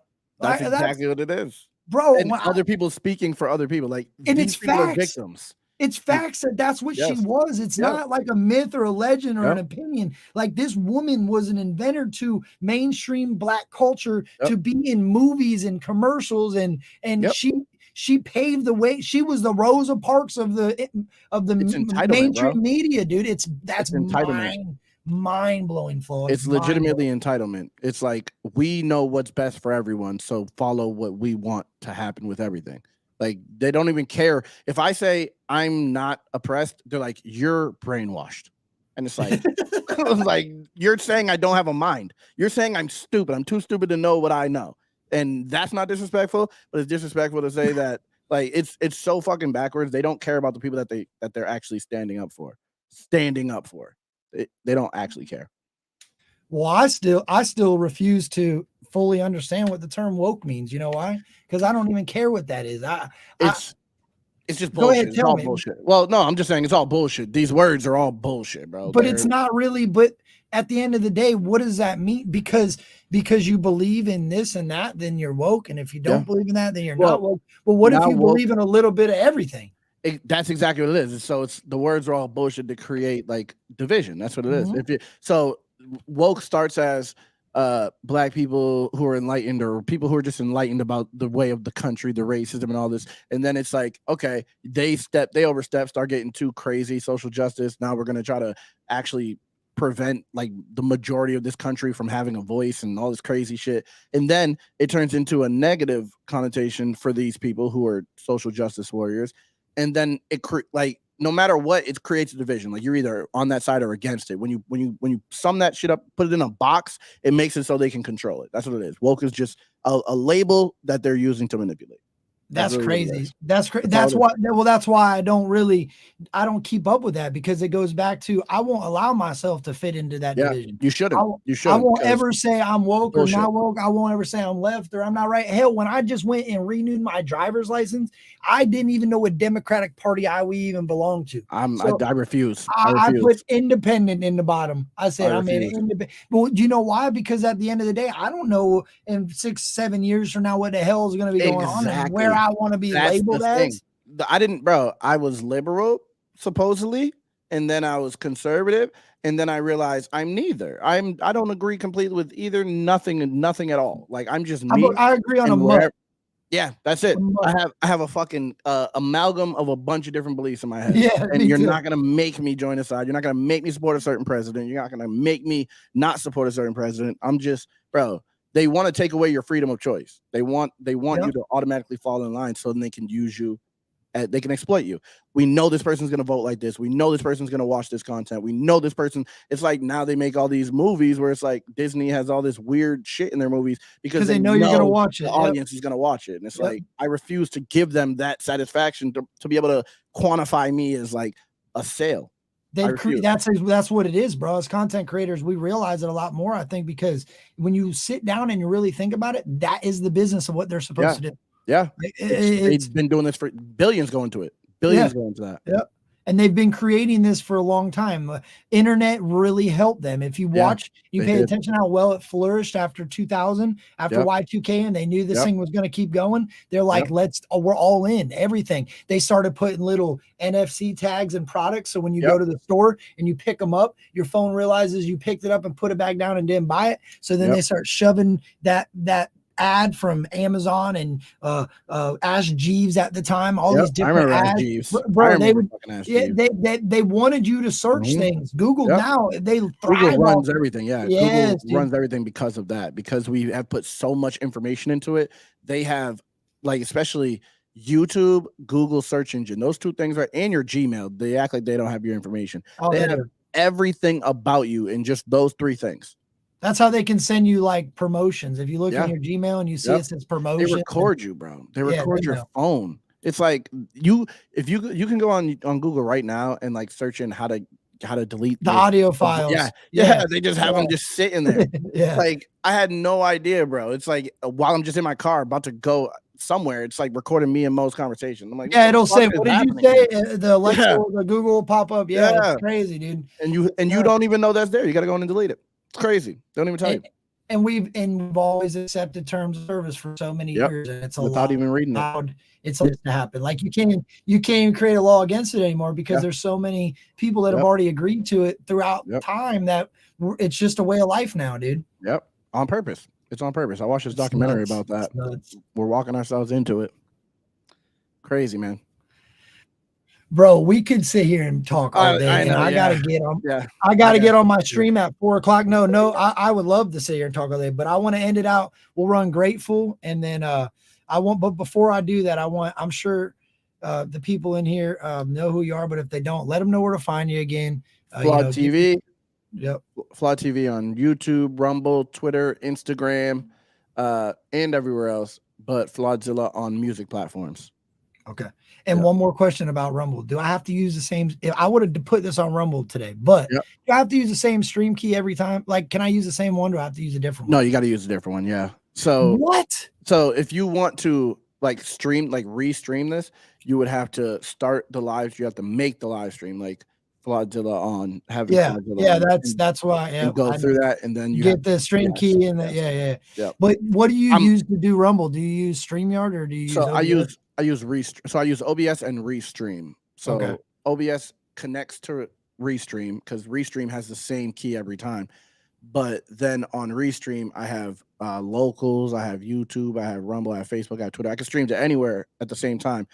The thing about Rumble is that you have to put the stream key on. Do you get to see your? Do you get because StreamYard won't show me Rumble chats? Like Yeah, I can no, see you can YouTube never and see Twitch Rumble in it. chats. That's the thing about Oh, Rumble chats. Rumble chats, the only way to see Rumble chat is on Rumble, on the Rumble app, like opening up and popping it out because they haven't like worked out the integration thing yet. Like YouTube has, the stream just goes on StreamYard or okay. whatever thing is, but they will soon. They'll be on that. No, it's I know. I'm glad that you told me that because that's okay. It's Yeah. what a platform needs to grow. But here Exactly. I am trying to learn how to do new shit, and I'm getting frustrated. I'm like, why does it say it Me doesn't too. exist?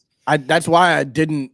It took me a long time to like consistently stream on Rumble, but now I've gotten the process down that I have to create the live stream first and then do the stream key, and I can't get the chat unless I pop it. So the way I get the chat is I just pop it out and I put it in my OBS because OBS you can dock chats.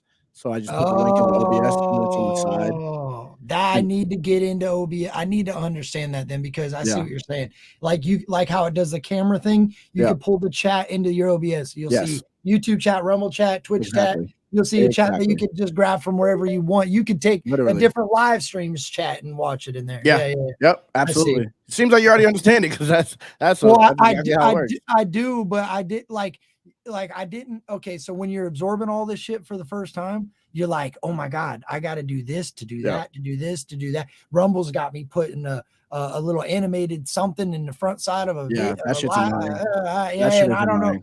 Yeah, I'm I like hate that shit. putting random shit there, and But then I I'm like, have well, one that's now. stupid. So what I did for that is I downloaded a stream, like a stream overlay.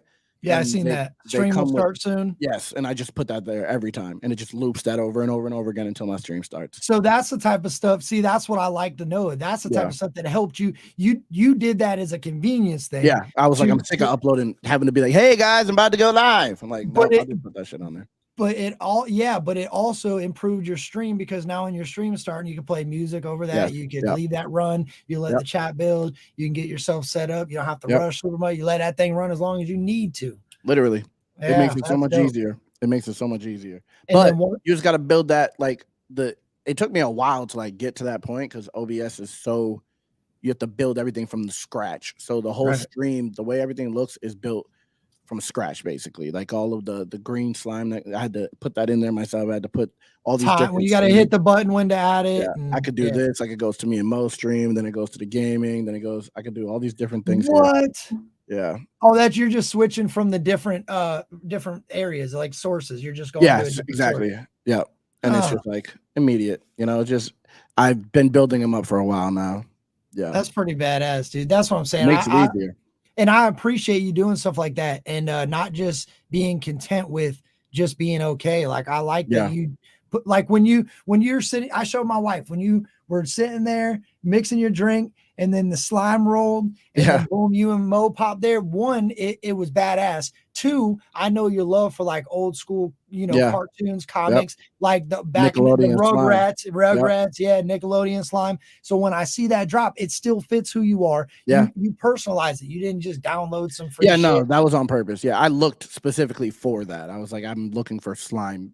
Yeah, and that's what I'm saying. And Yeah. and just knowing who you are as an individual, I respect you doing things like that because it shows that you have a passion for this shit. Yeah, I dude. love doing this shit, bro. So somebody else that looks up to you and you motivate to better their situations, right? Yeah. It shows that you really care about what you're doing. And Bro, I respect the hell out of that. If you ever just want to talk about it, I'll talk about that too, because that's what I really do. Like everything, the live streams and talking about things like that, that is like the side thing that is taking it's like taking a break from doing this.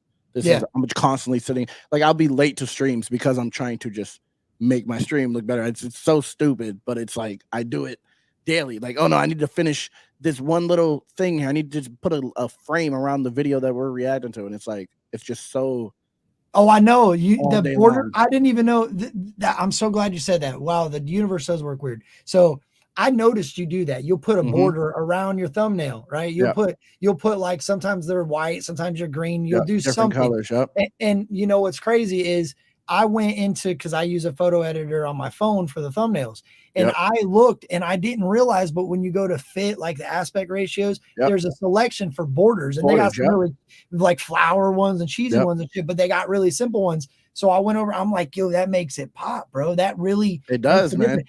And I It should have does. been stacking them on there and throwing them, but you forget about those little Yep. tricks when you learn them along the way. That You just is you gotta add it to your process. That's the thing. Yeah. You have to make it second nature to do it automatically. That's let's set up something, bro. I'll get with you on Instagram or something. Let's set up Yeah. something to kind of talk about like your start to end. And if you I'm want, down. you can maybe find like one of the videos you're least proud of to where you Yep. feel like you started to change your way Getting of better doing at it. it. Yep. And Yep. then I'm now where down. you're at, dude, because I think that that'll help a lot of people that are on the fence with doing this to make the jump and say, you know what? You Look can do how it, man. Yeah, look how much he's failed to be successful as he is now. And Yeah. you got to have that want to, man. A lot of people don't have that want to. Yeah. That's what it And is. a lot of people aren't built for failing. I don't know what it is. I don't like because they're still gonna fail. They're gonna Yeah. fail in life regularly. Way more than you're going to be Yeah. successful. And they still are like, no, I'm not gonna try something that I really want to try because I don't want to fail at it. People don't like public failing, but public failing creates character, bro. Because if Yeah. you can deal with that, if you address it head on, the next time it won't even affect you, bro. You'll like be able to roll right through that shit.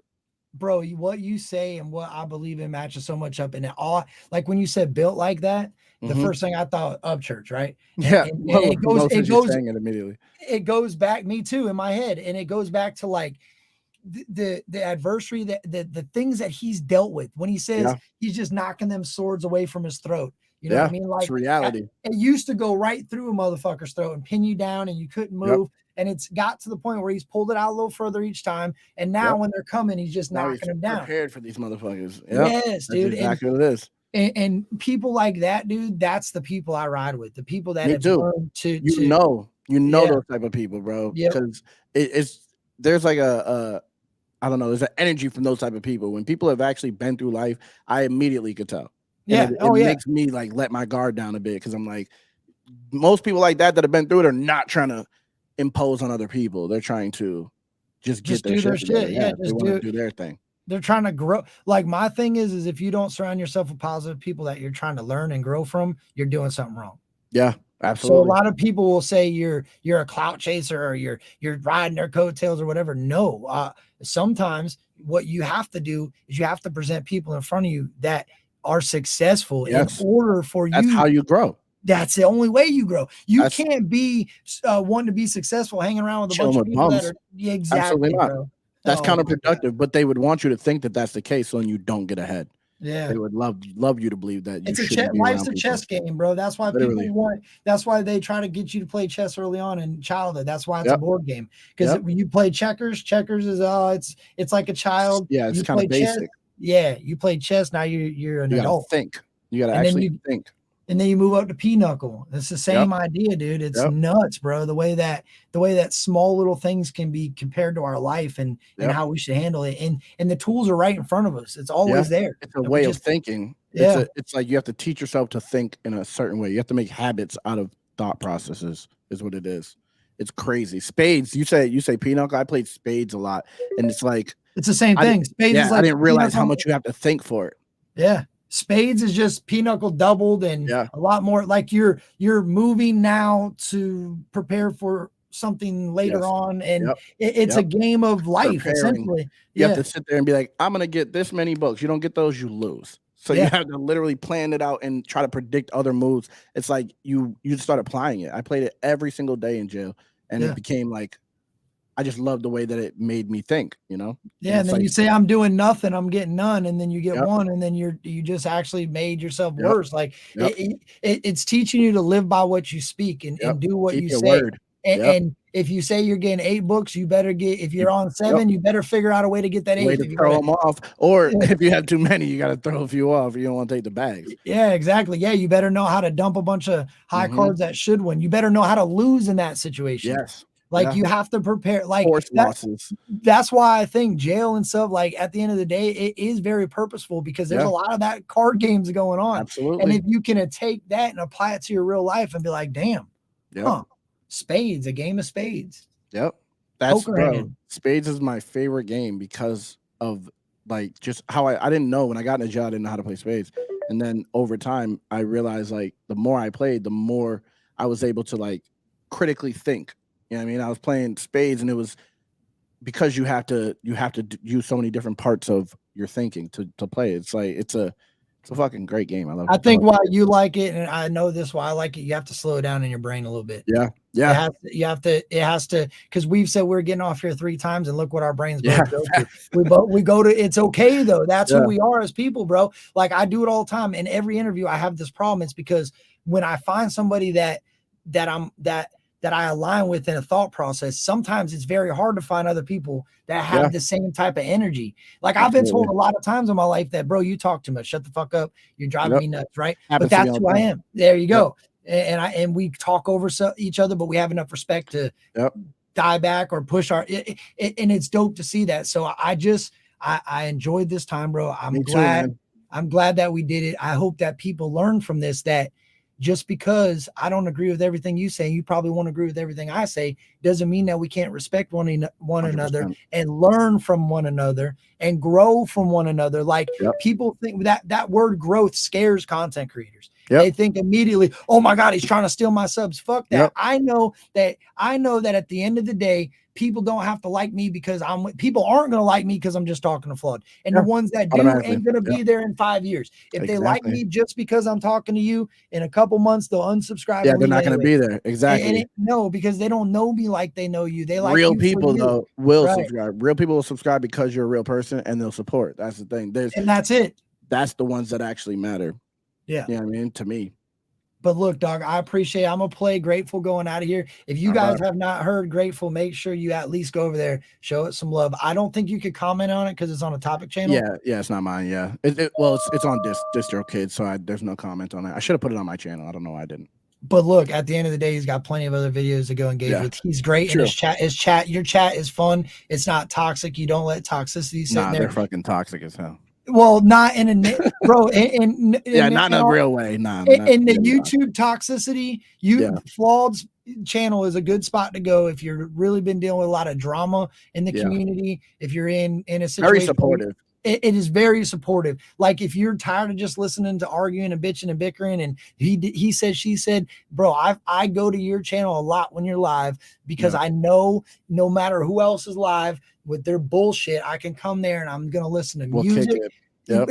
Conversation, dialogue, you know, the chat kind of takes it sometimes where it wants to take it and you bring it back to center.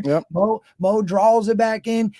Her yes, I love her yeses. I had to put that in there. She, like her energy, it matches. Y'all are perfect together. It fits nicely. Like when the music comes on, I watch how you both dial into the song together. You kind of feed off of one another. She said, you already said the bar. She's trying to act like she just heard it for the first time. You're cutting on I'm like, her. I already said that. Thanks. Yeah. But that's it makes it. It makes it so enjoyable, so relatable, and I appreciate what you do, dog. And thank you. I will check you out later. Thank you for having me on. Thank you for coming on, dog. This is a great conversation. It is, and we'll do it again. 4 hours went by. That's crazy. No, it went quick, bro. My wife's like, you got to go. You got 20 minutes. 20 minutes, so you got to do a recovery stream because I told somebody I'd go on a recovery stream with them and talk about my recovery. And what it was to what it is now. And, just like, I didn't know there was AA meetings and stuff still on, like they do it on the internet. I didn't know that. So I didn't know that either. Yeah. That's so, crazy. And there's people that can't get out of their homes because of transportation issues and yada, yada, yada. So why not share my story, That's dope. That's dope as hell. Oh yeah. Yep. But I appreciate you, Flawd. I'm going to play this getting out of here. And all right. When it's gone, I'm going to pop this up. Actually, I love y'all. I appreciate everybody. I'm going to throw a little cover up for it, which I'd learned this just recently. So I'm going to try to figure out where it's at. Hold on. Bear with me. Yeah, I'm not big at StreamYard. Yeah, well, I figured out I could do this. I can do this right here, and they can still hear me. But actually, I'll do this one. Here we go. They can still hear me. And we'll send it out with Grateful. I appreciate you, homie. Have a great night. I'll check out it later on. Yeah, Have a for good sure. day, man. Appreciate you. Chat, much love, y'all. Appreciate each and every one of you. Thank you for stopping by.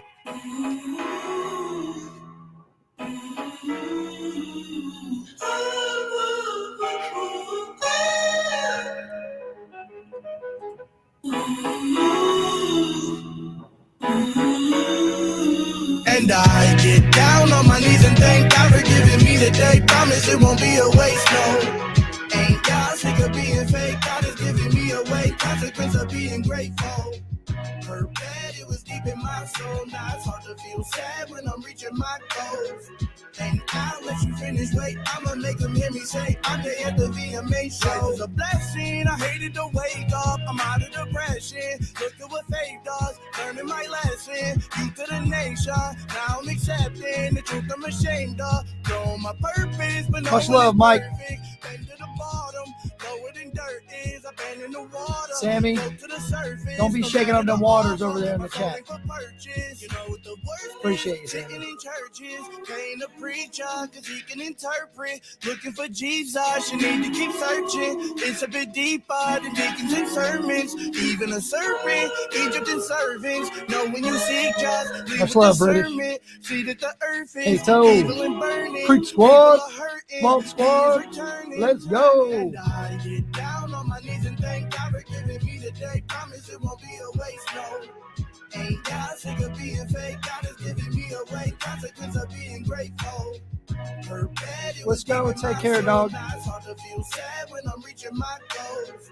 And I'll let you finish. Wait, I'ma Put make the them mil- hear me the mic say, real I'm close there like at the Flaw. VMA show. It feel like there's an agenda against Christians. No God raised the potential to transition. Told lies, hypnotizing both sides. Closed eyes, stare at that pendulum, hand swinging.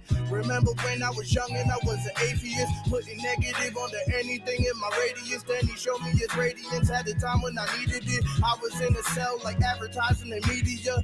Was Miss Rebel, was fraternizing with deviants. I was living hell, I'm satisfied and obedient. Lord knows, you giving the evil your soul. You ain't getting back in the kingdom, not even foreclosed, fork road.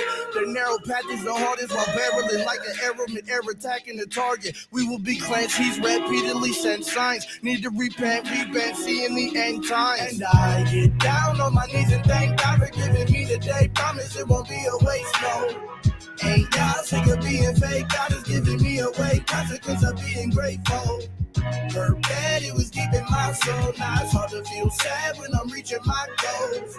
And I'll let you finish. Wait, I'ma make them hear me say, I'm there at the VMA show. Take care, Medea Step. Kato.